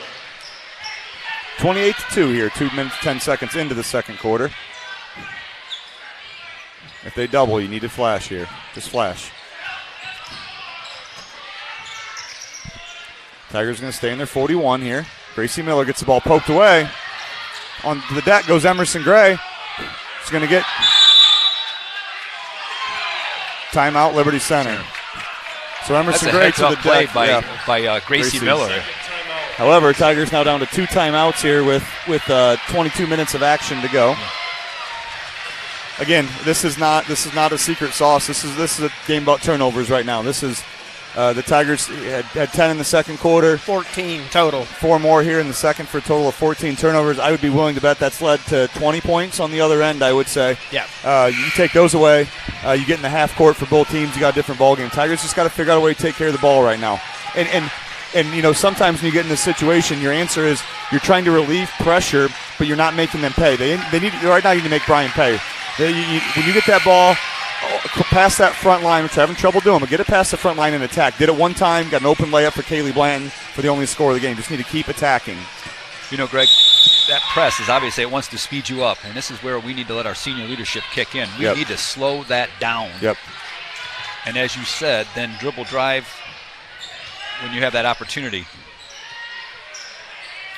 The Tigers in their 41, Blanton on the inside, Gracie Miller. Gray's going to pick up her first. Yep, Anna Gray. A little bump on the drive.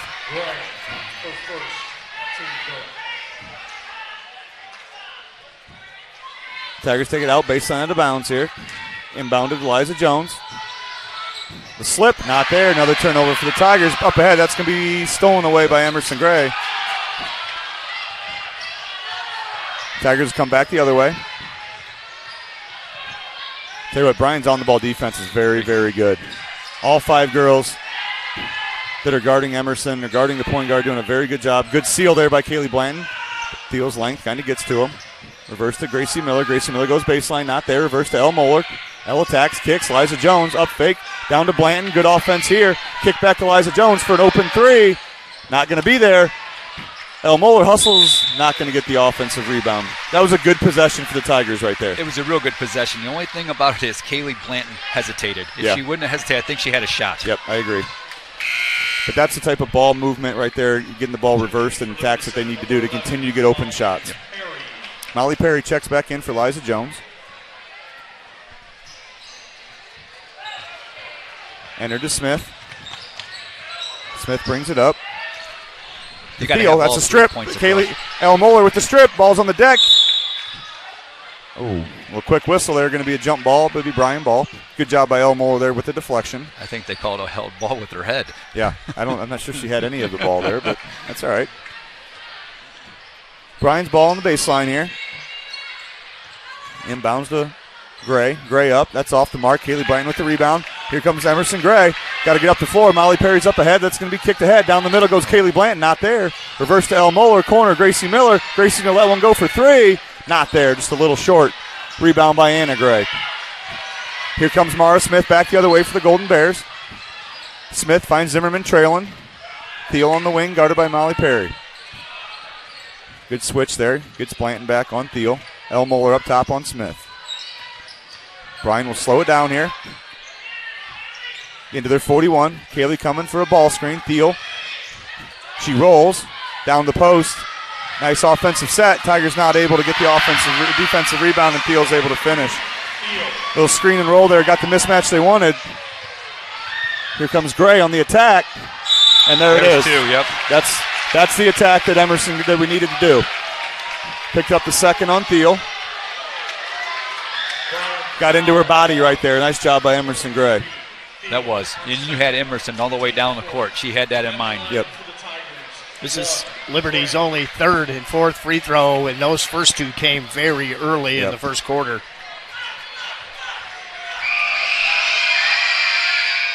Gray got it.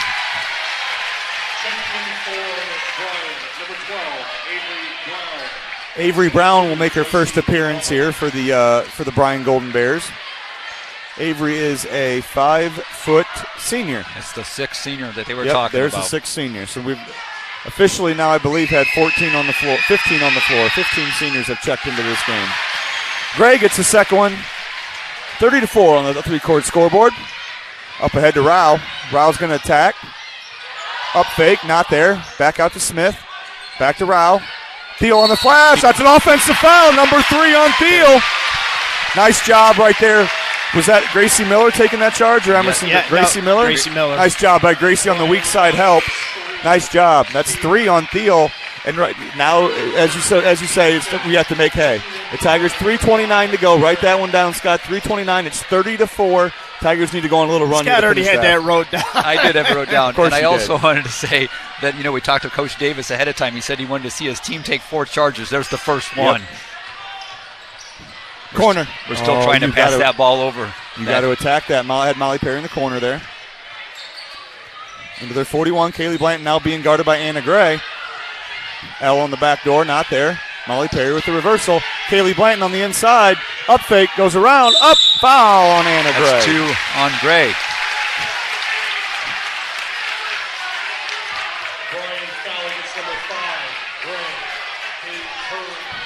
That's a second foul on Anna Gray. Send Kaylee Blanton to the line. Got it. Kaylee Blanton. Greg, now don't get me wrong, Bryan is still very active, but I'll tell you what, they're not as active as they were that first 12 minutes of this game. They're not. I'm not saying and it's a lot harder to be active, Scott, without 6'1" behind you.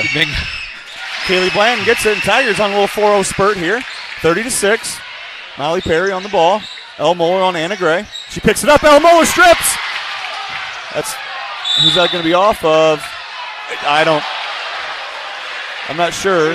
I couldn't see it. Looked like good deflection there by El Moeller. Knocks it out of bounds. That's a good call. Yeah, knocks it out of bounds.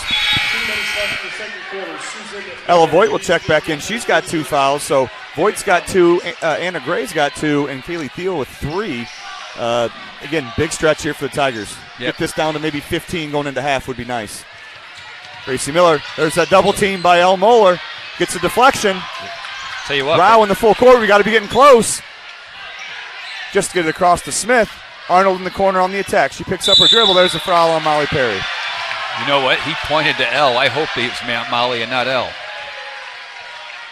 That's going to be on El Moeller. That's her second. I thought that was on Perry. It sure did look like it from up here, Greg. It sure did. So Bryan will take the ball out on the baseline. Ball's going to go up top to Arnold. Arnold over to Smith. Bryan will set the offense.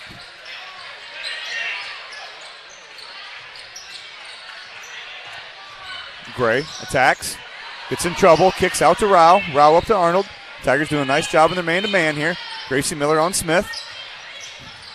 The corner to Voigt. And Bryan will reset. Again, being very methodical here. With a 20-point lead, knowing that Thiel's on the bench. Bryan taking their time, being patient. Arnold on the attack. Not going to be there. Rebound by El Moeller. Emerson Gray. Here we go. Got to go. Wide open is Kaylee. Oh, boy. Pass it down. Blanton with the catch. Up. Not going to finish. Kaylee just picked up Kaylee her picks third. up her third.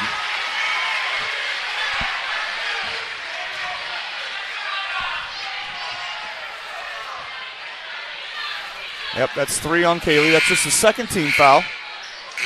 You're going to get Nicole Keller back in the game, Bea Barrett back in the game, and Liza Jones back into the game. So El Moeller will sit with her 2. Kaylee Blanton will sit with her 3. Thiel with a big bag of ice on her eyeball over there. Yep. Took a shot in the first quarter. Emerson Gray on Voigt. Good pressure there to Smith. Smith being guarded by Keller. Got to be getting close here. 8. 10.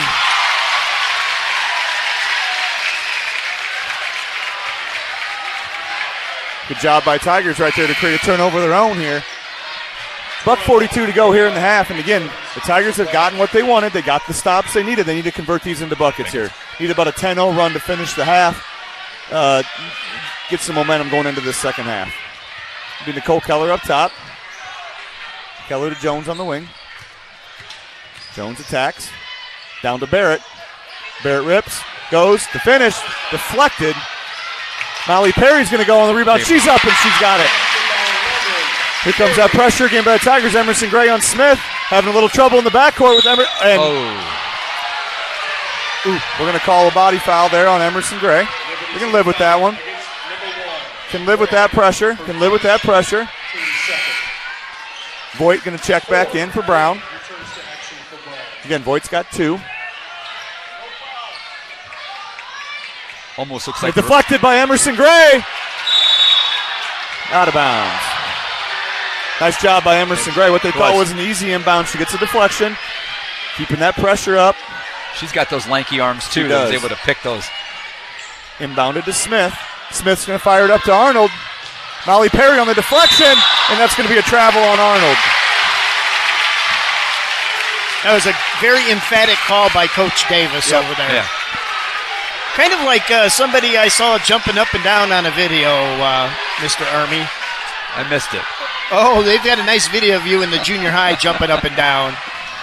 Buck 12 to go here. 30-8. Bryan in control. Tigers on a little run. Kick out. Bia Barrett. She's going to attack. She steps through. What a move by Barrett. Great take by Bia. 30-10 minutes to go here in the half. Tigers going to keep that pressure up. Molly Perry on Rao here in the full court. She picks it up. It's over to Smith. Emerson Gray on her. Got to be getting close again. Ball just across to Josie Arnold.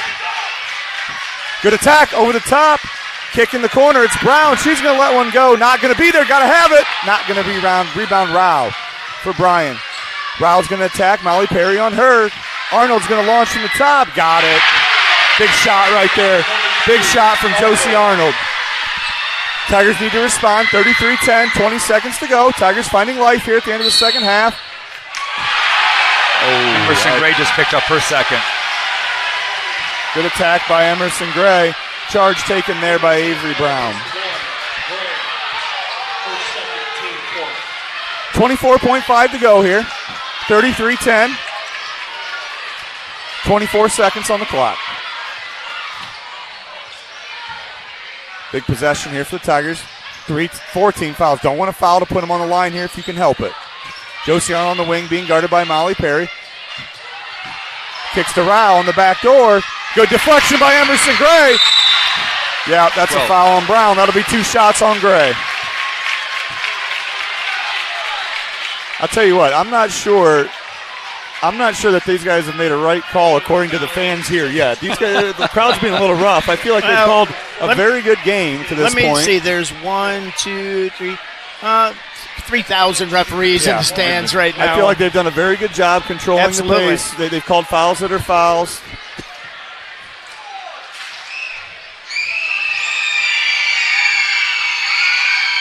Big Emerson Gray. Now what you can't do here for the Tigers, you cannot foul. Do not put them on the line. Don't give them a cheap 2 to finish the half. Be smart. If you want to pressure, do it. Do some token pressure, force a tough shot. 5 for 5 right now for Liberty Center. Off the mark. I should have shut my mouth. It's Smith. Smith's going to attack with 4, with 3, 2. Step back from deep 2. Not going to be there. Rebound by Perry, and that'll take us to the half. So after a rough first quarter, the Tigers battle back in the second quarter. We're going to go to halftime with the Bryan Golden Bears 33, your Liberty Center Tigers 11.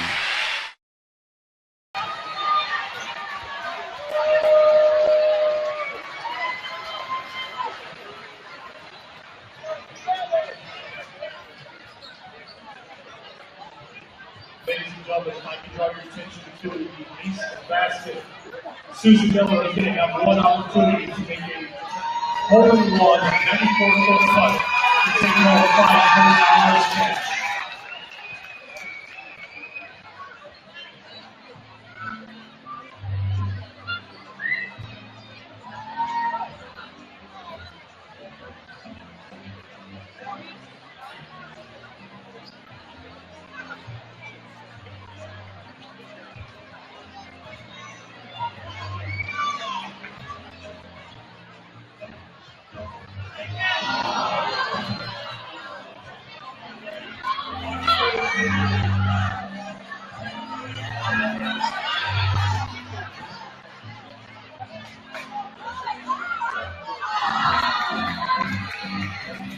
Great shot, Susan.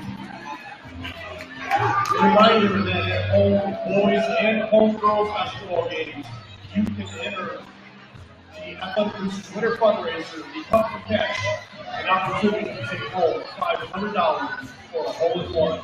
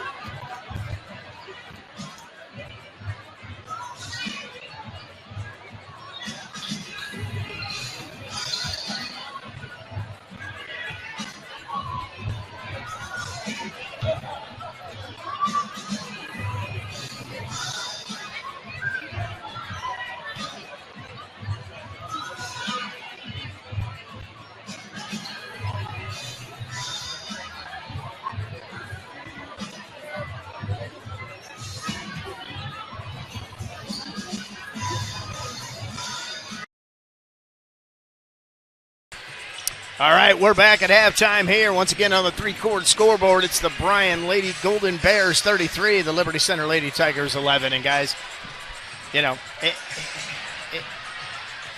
tough start, good looks, ball not falling for Liberty Center, but I think, Greg, you mentioned two things, turnovers and, deflections. Deflections. And deflections.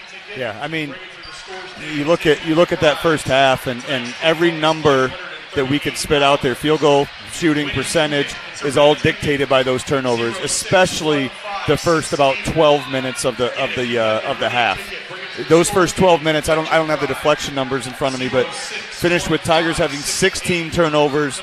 Bryan had 7, and Scott, I'm going to say that of Bryan's 7 turnovers, that probably those 4 that came in the second quarter were all in the last 3 minutes when the Tigers were able to get some pressure and let their defense create some offense, create some fouls, and dictate some stuff. But the reality is right now, Coach Davis and his staff, they're in there trying to figure out how to handle that full court pressure. Greg, and you mentioned it just a minute ago, or even just a second ago, in regards to how your defensive pressure leads to a great field goal percentage. This is staggering. Liberty Center, 16%. Bryan, 54.1. Yep. And it's truly off the defensive end. And part of that, give Bryan some credit with Kaylee Thiel being down there, because when the Tigers have thought they've had good looks, 6'1", shot blocking presence down there has altered and blocked as many shots as anybody that we've seen this year. So if you're the Lady Tigers now, you're coming out of halftime, you're making your adjustment. Number one at that list for Coach Davis is, okay, how are we going to handle that full court? They're running and doubling Emmy. They're sending 3 girls, 4 girls sometimes up above the volleyball line, leaving Thiel back or leaving somebody back. How do we attack that, number one? And then number 2, defensively, you're going to have to speed Bryan up. Now, it's easier said than done, but you saw there at the end of the second half, you got them sped up a little bit. But, Scott, the hardest part about speeding a team up and getting your pressure set, you got to make baskets. Because if you're turning the ball over, if they're getting long rebounds, it's very hard to set up your pressure defense. No doubt about that. When we talk about this lead, and it's kind of like that elephant. How do you take down an elephant? It's just got to be little by little. Yep. You're not going to get it back in one shot. You got to have to play it possession by possession, whether that's on the offensive end or defensive end, and just chew at this lead. And I guess as a coach, the bottom line, the one thing I want to see more than anything, I want to see you compete. Yeah. Just please compete for me. We talked before the game, Scott, and you mentioned a couple times about how, Coach Davis mentioned highs and lows. Well, you'd like to think that Liberty saw their low there in that first quarter. Good response. Not right away, but they eventually responded. You talk about the ultimate response opportunity the girls have right now. You've been challenged. You got beat down a little bit in that first quarter. Here's your chance to show some fight back, get this thing. That momentum is a crazy thing. You get this gym rocking with a couple of buckets and turnovers, and you get them playing a little faster, you'll get Uncle Mo on your side, and then you never know what could happen. Exactly right. Hey, before we get started, I want to talk a little bit about our schedule. Obviously, LCTigersportsLive.com. You can check it all out. But I think the boys travel to Bryan tomorrow night to take on the Golden Bears there. And then Saturday, man, we're going to be here all day. The girls tip off with Bluffton at noon for JV start. And then the boys, they come back at 4:45 on Saturday. And they take on St. Francis, the freshman. It was Fairview, but Fairview had to cancel their freshman game. They did pick up a freshman game with St. Francis, and then the Fairview Apaches come to town. So you're playing back-to-back nights, Coach. We're in the midst right now of Tuesday, Friday, Saturday, Tuesday, Friday, Saturday, Tuesday, Friday, Saturday stretch. These 3 Tuesday games are all of our makeups from the beginning of the season. So we're in a very unique, challenging time in our schedule. A lot of opportunities to rack up some wins potentially if you're playing well, but also an opportunity, that we have to take advantage of if we're going to have a good seed come tournament time. All right, here we go. Second half of basketball here from the jungle. Need a good start. Just any sort of bucket right here for the Tigers would be a great start. Greg, just so you know, Thiel is not on the floor to start the second half for Bryan. Kaylee Blanton is with her 3. So is Elle Moeller with her 2. Emerson Gray on the wing. She's going to get it up. Bang! Big time start. That's the start you need to come out of halftime. Emerson Gray knocks it down. Tigers jumping a little full court pressure here. Golden Bears handle it. It'll be Mara Smith out front. Josie Arnold gets to start the second half instead of Thiel. Crossover by Voigt. She gets in the lane, kicks out. Rowell for 3 from the corner. Not going to be there. Long rebound. Chased down by Emerson Gray. Here she comes back the other way. It's going to be her and Rowell. Euro step underneath. Finish. Yeah. Emerson Gray. 5 quick ones for Emmy Gray to get the Tigers off to the start they needed. 33-16.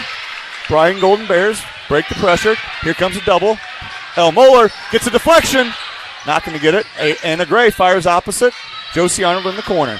22 will control the sophomore back up top to Smith. Over to Rao. Rao being guarded by Jones. Jones with a deflection. El Moeller getting her hands in there. Good attack. Kick out. Here's Mara Smith from the corner. She'll try her three. Not going to be there. Offensive rebound and a big one. Up. Not going to be there. And they're called on the floor. That's the rebound you got to have if you're the Tigers. And good defensive possession. And that foul's on El Moeller, her third. El's third. Coach Davis looks like he's going to ride with her. Definitely see an increased intensity from the Tigers. For sure. Ball inbounded to Rao. Rao up top to Voigt. Voigt on Gray. Voigt attacks, kicks out to Arnold. Arnold's going to go baseline. Emerson Gray picks her up. Floater's not there. Liza Jones pivots around. There's numbers somewhere. Kaylee Blanton wide open on the other end of it. Up to Blanton, up. Just missed the right hand. Gets her own rebound. She's going to travel on that. That's a good call. Yep, that's a good call. She jumped, stepped through. Good job by Emerson Gray getting that ball up to Blanton. Blanton just not able to finish. I'll tell you, if you could draw up a start, other than that missed layup right there, that's where it's going to be. Now Thiel, quickly, Coach Grosjean goes right back to Kaylee Thiel. You notice a big difference in their offense when she's on the floor and off the floor. She attracts a lot more help down there from those weak side defenders. Smith brings it up.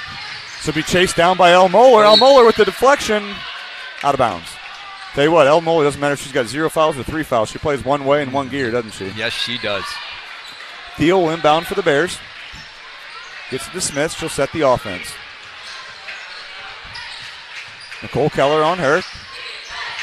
Smith back door. Get on the deck. Kaylee Blanton to Rao. Rao's going to kick it out to Voigt. Tigers reset the D. Thiel controls. Kicks out Rao with the wide open three from the corner. Not there. Offensive rebound again by Thiel. Not there. Offensive rebound by Thiel and a foul. 4 on Kay. 4 on Kaylee Blanton, and I'll tell you what, that's 3 or 4 offensive rebounds to start this, Scott. 3 offensive rebounds and 3 big ones, because those are opportunities, Scott. You go down and score a couple times, and all of a sudden down to 13, you probably get a Bryan timeout. You got to have those boards when you can get them. Another one of those keys, limit those possessions. Yep. Thiel off on her first free throw. Bia Barrett's going to check in for Blanton. Blanton, again, has 4 fouls. So Barrett on Thiel now, I would assume. Giving up size, but certainly not giving up any strength. Thiel off on the second one. Got to have it. Deflected. Another offensive rebound. Needed that one off of a free throw. Rao inside. Thiel up. No good. But it's going to be on Bia.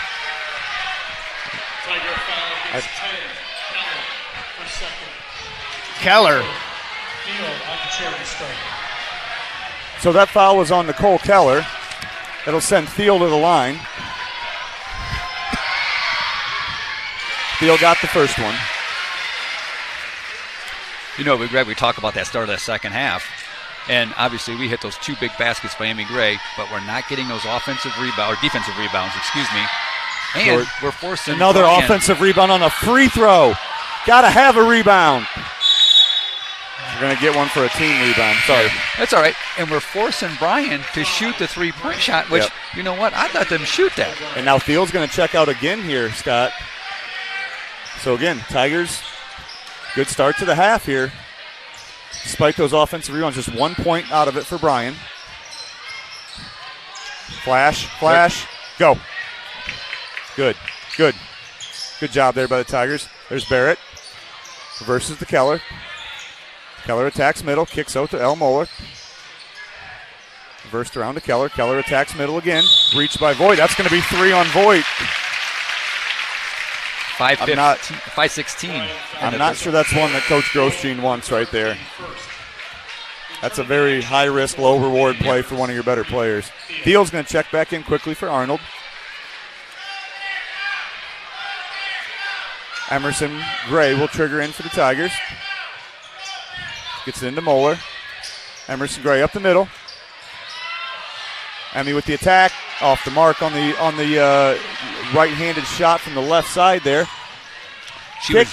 Voigt up. No good. Rebound. fought for. Going to be Bryan Ball. I fought think we for did it. their team offensive rebound for Bryan. Tell you, Emerson Gray really leaned into that shot down here on the offensive end, but I'll tell you, Theo wasn't buying on that one. No. She was backing up.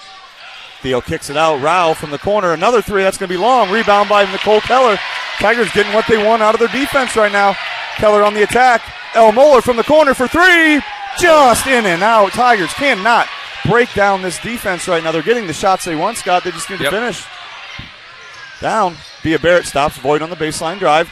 Got a dead in the corner. Deflection. El Moeller deflects it out of bounds.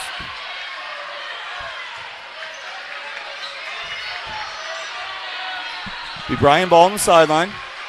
Bryan 0 for 10 right Start now. from three-point range. This quarter. The whole quarter. Yeah. Smith's got it out front, being guarded by Gray. We'll dribble handoff here with Rao. Comes a ball screen, that wing ball screen. Someone's got the help. Dump down. They did not come early enough. Liza Jones on the rebound. Here come the Tigers. Got some numbers down this way. El Moeller attacks, reverse to Nicole Keller. Good job by transition D there by Bryan. Bia Barrett with the flash, not there. Emerson Gray attacks. Up and under, got it, Ella Gray. Nice attack by Emerson Gray right there.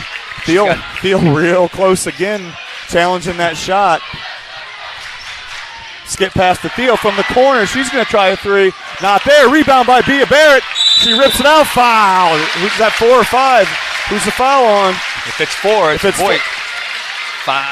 4. It is 5. It's her That's fourth. 4 on Ella Voigt. Well, now you got Blanton on the bench with 4. You got Ella Voigt on the bench with 4. You got Steele with 3. Steele with 3 on the floor. El Moeller on the floor with 3. So both teams now kind of in this weird stage of dealing with some foul trouble. 3 minutes ago here, Tigers down 16, 34-18. 7-1 run to start this half. That's going to be a moving screen. Yep, that was easy call. Yep. That's Bia's third now.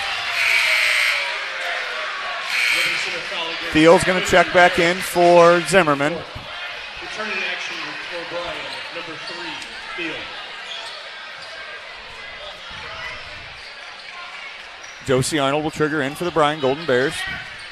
Smith smartly lets it go in the backcourt, picks it up. She'll get the offense started. Nice job by Barrett. Nice. Works around Thiel at the high post, gets a deflection. Tigers need to run. Emerson Gray reverses over.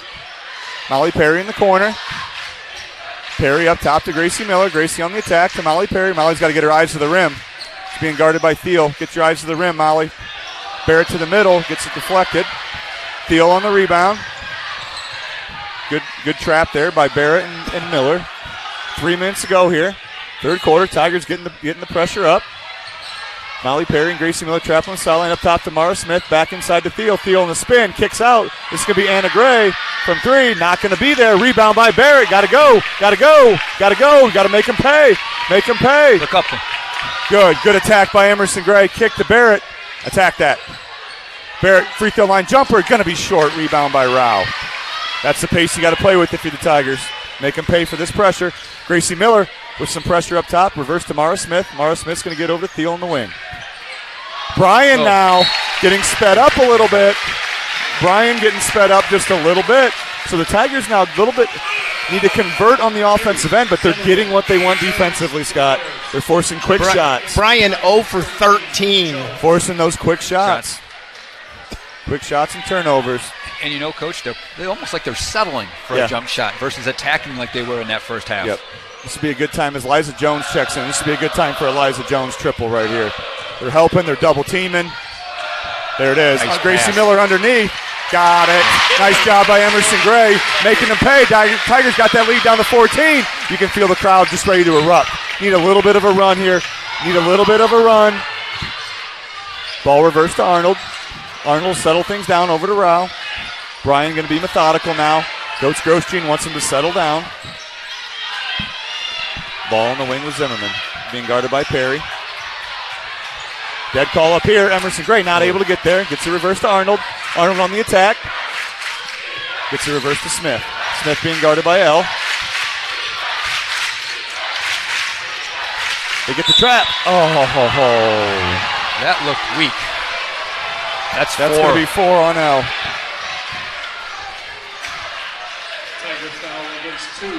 I believe that's going to be 2 shots. It is. Yep, that'll be 2 shots for the Bears. It's the only way that they've scored so far is by a free throw. They'll go back to the free throw line. Yeah, their only 2 points in this quarter has come from the free throw line. I think that was Steele. 1 point. 1 point. She missed. I'm sorry. Yep. Yeah, Tigers have a 9-1 run to start. The frustrating part for Coach Davis, it's exactly what you wanted. You feel like it should be about 6 more points offensively. A couple missed layups, a couple turnovers you probably didn't need.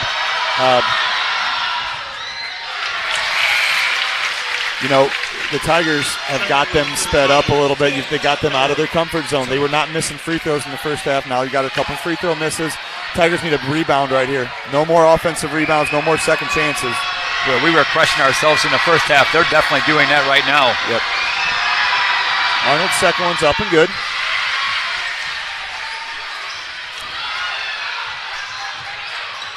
Mara Smith pressuring Emerson Gray.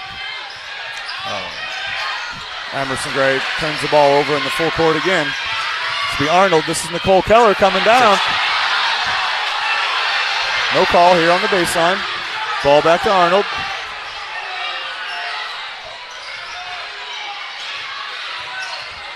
Anna Gray on the attack. Offensive foul on Anna Gray. That's her third. That's third on Anna Gray.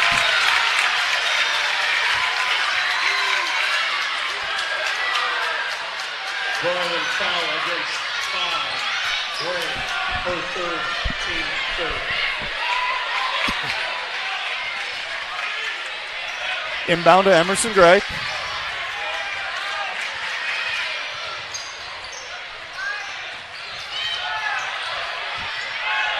Take, no call. Going to be a jump ball.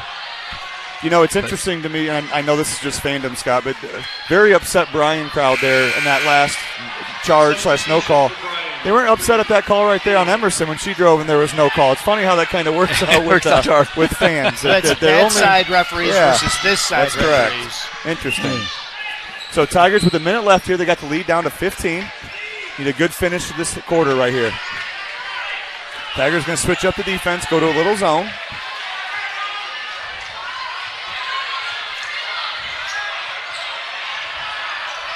Cross court to Josie Arnold. Arnold back to Smith.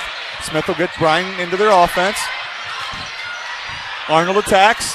Floater. Got it. Nice play by first Josie basket Arnold. with 42 seconds left. 1 of 14. Nice play by Arnold there. Very under control. Good floater.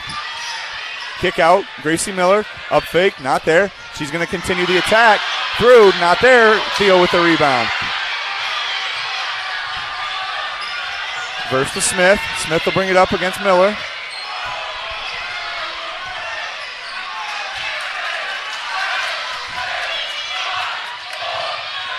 Be Josie Arnold on the wing here, controlling for the Golden Bears. No call. Ella Rao will control. Josie Arnold up top. She'll get the ball to Mara Smith. Mara Smith, step back from deep. Going to be short. Almost an offensive rebound, but we'll go to the fourth quarter. So the Tigers got a 9-4 quarter there to climb back in this thing.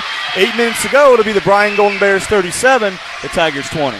Hey, while we got a break, let's throw our sponsors in here because they make these broadcasts possible. Settler Meats, from our farm to your table right there on South Perry Street. Holgate Metal Fab, 14,000 feet of fabrication area makes Holgate Metal Fab your shop you can count on. The Gerald Grain Center is that farmer-owned cooperative, 9 locations, 1 right in downtown Liberty Center. Pizzanello's Pizza, great family restaurant serving delicious pizza wings, subs, and salads. Pam and Dick Leatherman, Swanton Welding since 1956. They've been providing their customers with the highest quality metal fabrication services. Davis Farms, that family-owned agronomy business, serving Northwest Ohio farmers for well over 50 years. 3-chord, sign it, sew it, screen it, promote it.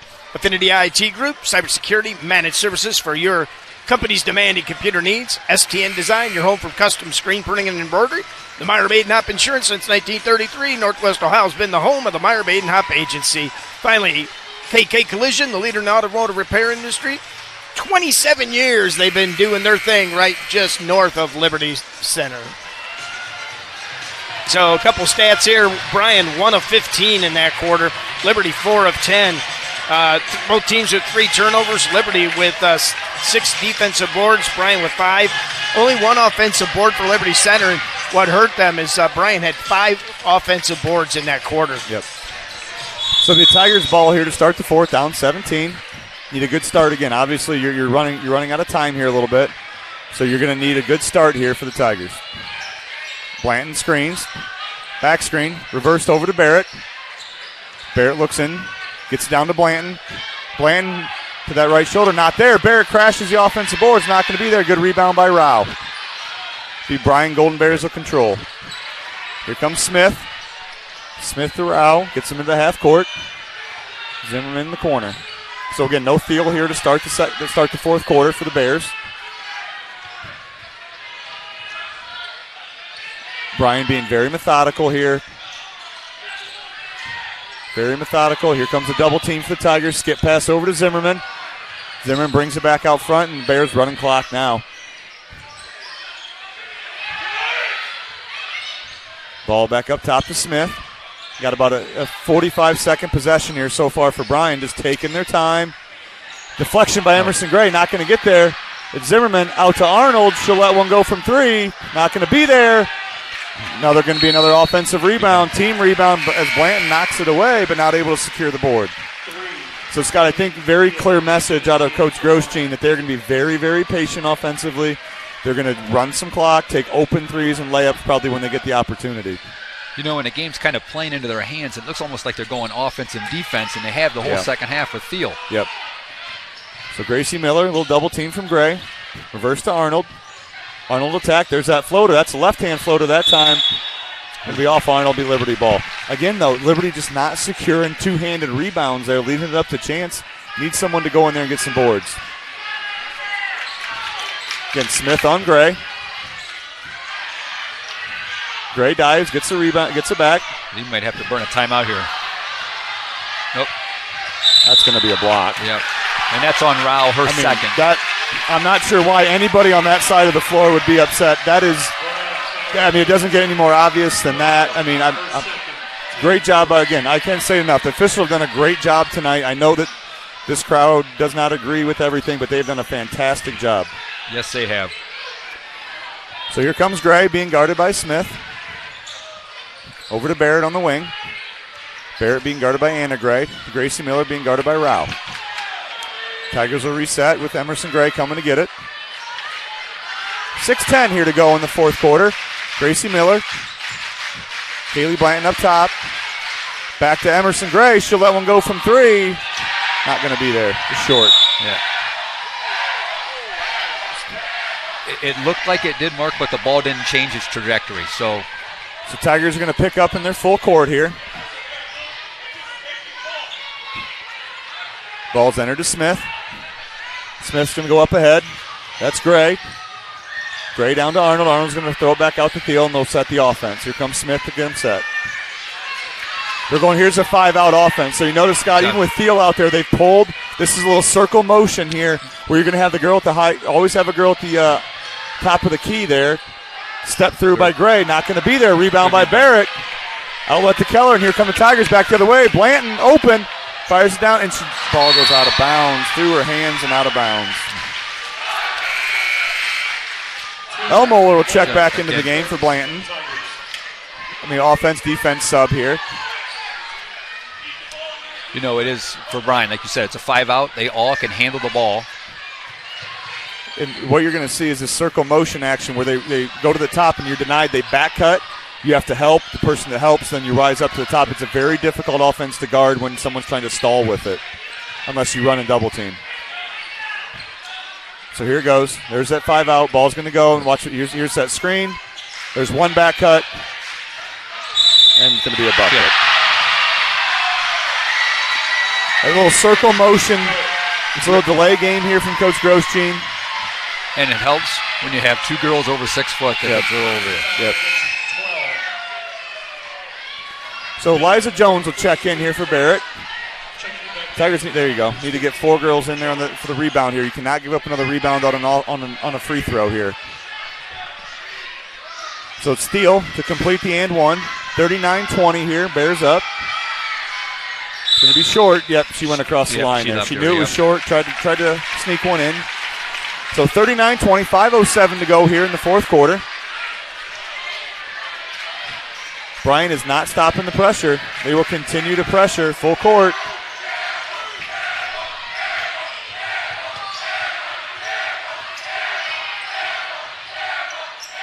Emerson Gray breaks it, gets to Eliza Jones up top, now to Keller. Good job by Emmy there, breaking that pressure. Keller picks up her dribble.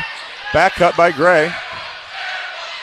El Moeller in the corner. Long two, got it. Shot by El Moeller. Here comes Rao back the other way. El Moeller on the deflection, good steal. Here comes Nicole Keller back to the Tigers. They force a turnover. Nicole Keller on the attack. Euro over the top, got another two. Tigers going to get up again. Here comes that pressure. Can the Tigers continue to pressure? El Moeller going to chase that one down again. Nice pass over. Swatted by Eliza Jones. Come on, here come the Tigers. Gracie Miller back the other way. Got to go. Nope. Josie Arnold on the deflection.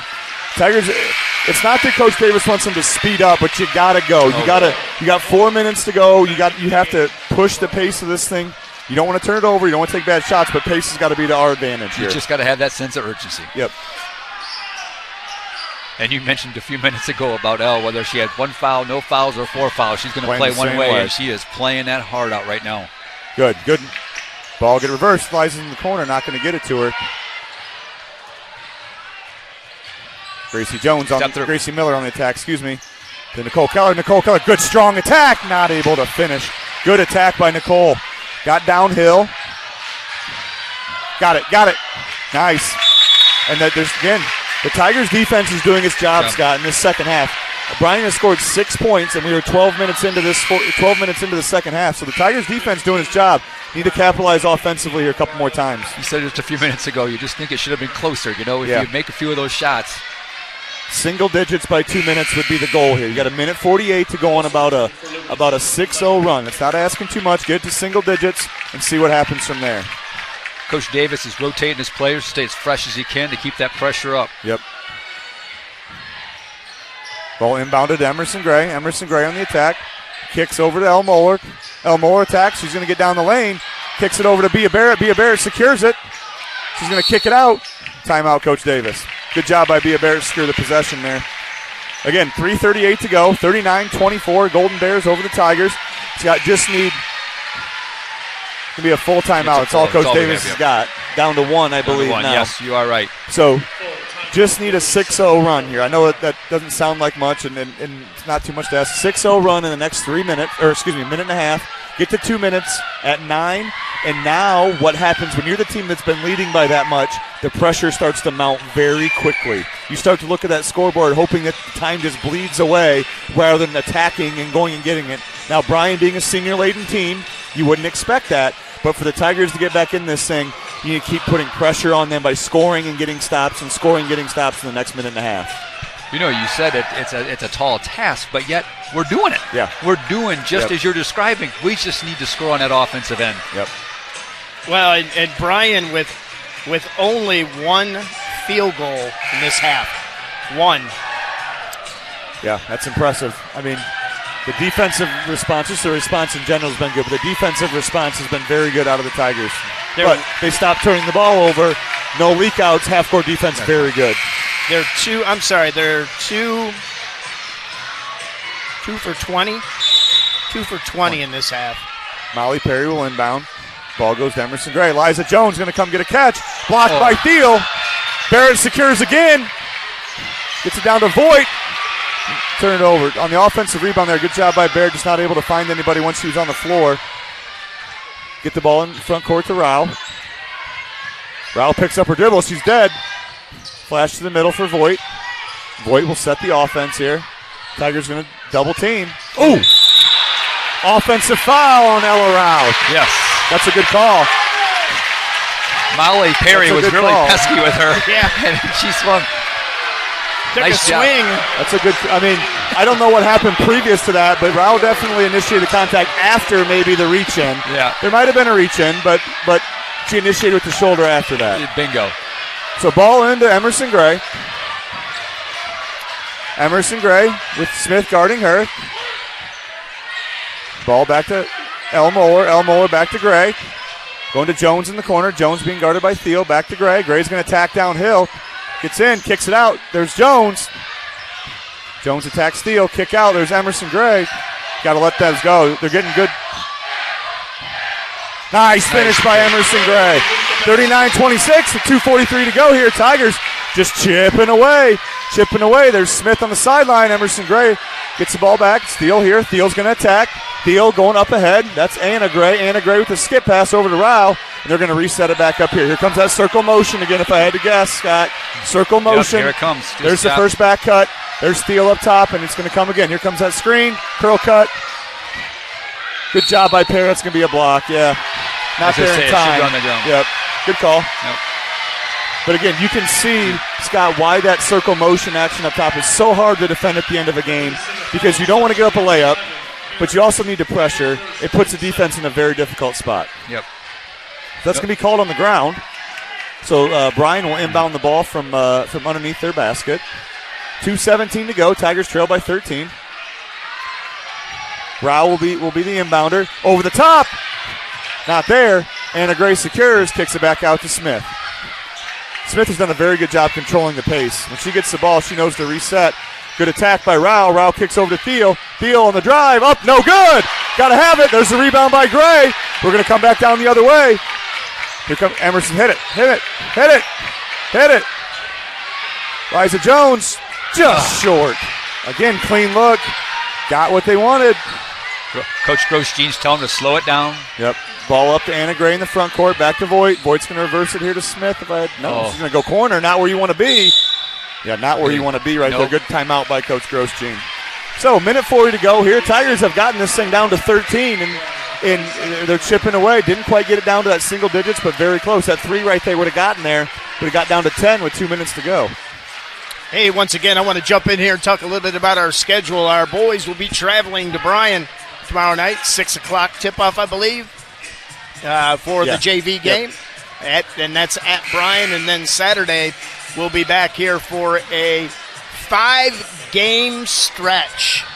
The girls will take on the Bluffton Pirates. That's right. I remember that from football, believe it or not. And that'll take tip-off at noon. Then the boys' freshman team will take on the St. Francis Knights at 4:45, and then the varsity, or JV and varsity, will take on the Fairview Apaches. Join us all right here Friday on Tiger Sports Live. So Bryan will inbound here, minute 40 to go. Bryan with 3 timeouts, Tigers with just 1. Going to get it to Smith in the backcourt. Here comes a double team at some point. Yep, there goes Nicole Keller. Ball gets thrown long opposite to Anna Gray. She's going to try to pull it out. Up top, just got it over the top. Oh, and a foul on El Moeller. That'll be her 5th. Foul on El Moeller, her 5th. I thought that might have been clean, but thought he got her on the arm a little bit. Nice job by El Moeller there. Going to get Molly Perry checking into the game. Checking in for Bryan, number 22. Nice game. Another timeout by Coach Another Grosjean. timeout by Coach Grosjean. Interesting timing for these timeouts here with when usually when the other team's going to be pressuring you like that, you'd want to save them for traps, get into the corner, get in trouble. But Coach Grosjean's setting up something here. Minute 28, Tigers down 13. And Scott, far from over here. Tigers still have a pulse if they can get a couple stops. But the one thing when you get into this time of the game, especially for a veteran team like the Bryan Golden Bears, when the Tigers score, watch how long the ball bounces before somebody touches it. The Tigers only have 1 timeout, so they can't stop the clock any more than 1 time. So if Liberty hits a 3 or gets a layup, they are not going to be in a hurry to take that ball out of bounds. You'll watch 3, 4, 5 seconds kind of bleed off of that clock as the game goes on here in the last minute 28.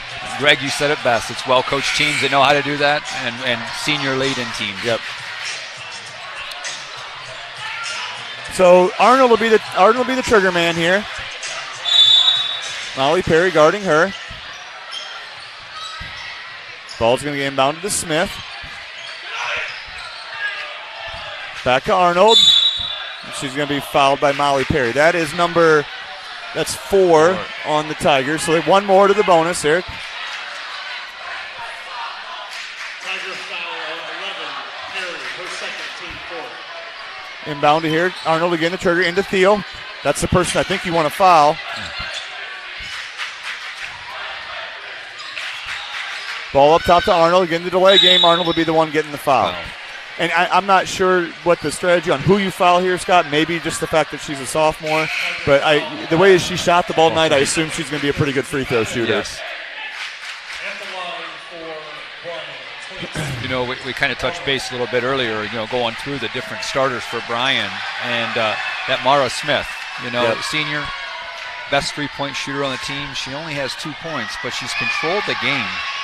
Both on the offensive end and defensive end. I don't have the individual numbers in front of me. That's not our thing. But if I had to give an MVP of this game, Mara Smith, her pressure on our guards up front, Nicole Keller to start the game, and then wearing down Emerson Gray kind of as a game. And Emerson did a fine job, but that wears on you when that pressure's up. And then when they got up that lead, she's the one that's steadying force out front. Ball gets reversed, catch it, hold it, set your team. Mara Smith has been a very impressive young lady here tonight. Besides logging every minute of this entire game, Emerson Gray has had to do exactly what you said. And she's still doing it. Yep. Still bring the ball up against that pressure. Over to Liza Jones.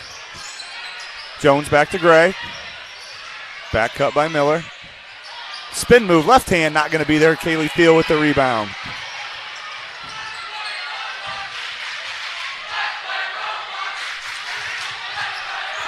Ball again. There's Smith controlling things here. Smith controlling. Another timeout by Coach Grosjean over. Yeah, he was upset too because he did not get what he wanted.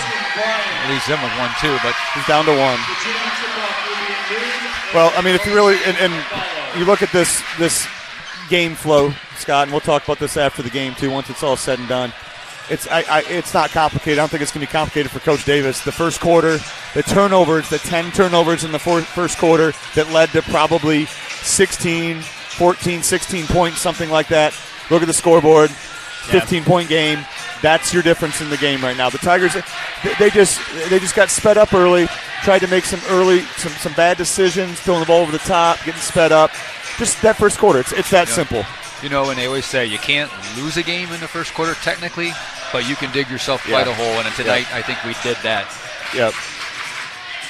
Yep. I mean, and give the girls credit. We talked about the response, right? And maybe we didn't come all the way back to get this win, but the response to that adversity has been fantastic. Just they fought, they battled. They got that down to where it got to the point where a couple shots fall and you're down to a 8 point game and just weren't able to get over that hump. So Bryan will inbound once again. Josie Arnold will be the trigger man. Ball goes into Smith. Smith will bring it across. Over to Voigt. And Bryan will go to the delay game now. Little weave action. This is more weave. Staying very high. And Tigers will back off, and that'll be all she wrote. So the Bryan Golden Bears, for all intents and purposes, Mark, Scott, they just won the NWAL. They've already played PH. They've already played Liberty here.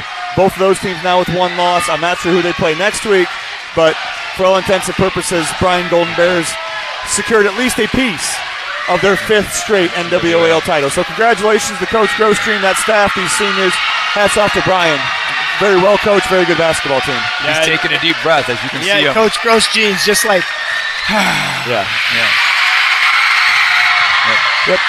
So the final score on your 3-court scoreboard is going to be the Bryan Golden Bears 41, your Liberty Center Tigers 26. All right, well, I think that's pretty much all that we want to say tonight. We won't have on a loss. We don't have the students and the coach in-house. And, I think you guys said it and hit it right on the head of the nail is that first quarter, those turnovers and the points that those generated for the Golden Bears. And Golden Bears is a good team. You're just not going to often come back under that deficit on a mature, senior-led, experienced team. Yeah, and this is the type of game that can go one of two directions for you. right? So you can use this as motivation that you don't want to feel like that again. You don't want to play like that again. It hardens you a little bit. You have a group that's been through this. They've been through the ringer. They can bounce back on Saturday against Bluffton, into next week against Patrick Henry and respond. I have no doubt and no question that that's what those girls will do. Coach Davis in the locker room, I'm sure he's telling them the exact same thing, but that response those girls showed in the second half, they got down. The first quarter was the game, but they battled back, and this is a team that this game right here is going to prepare them for the tournament for sure.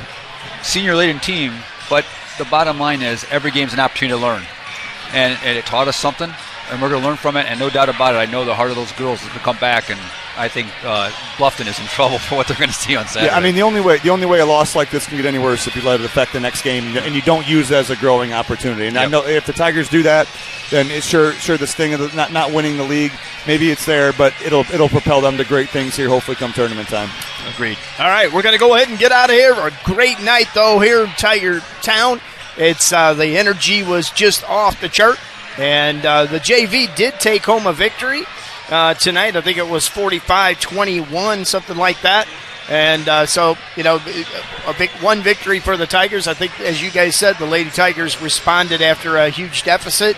But Bryan takes the victory, 41-26 over our Liberty Center Tigers. And for Greg Badenhop and Scott Army, and boom, bombing on the techie, I'm your host, Mark the Captain Bly, and it's always good Tiger sports, and it's good night.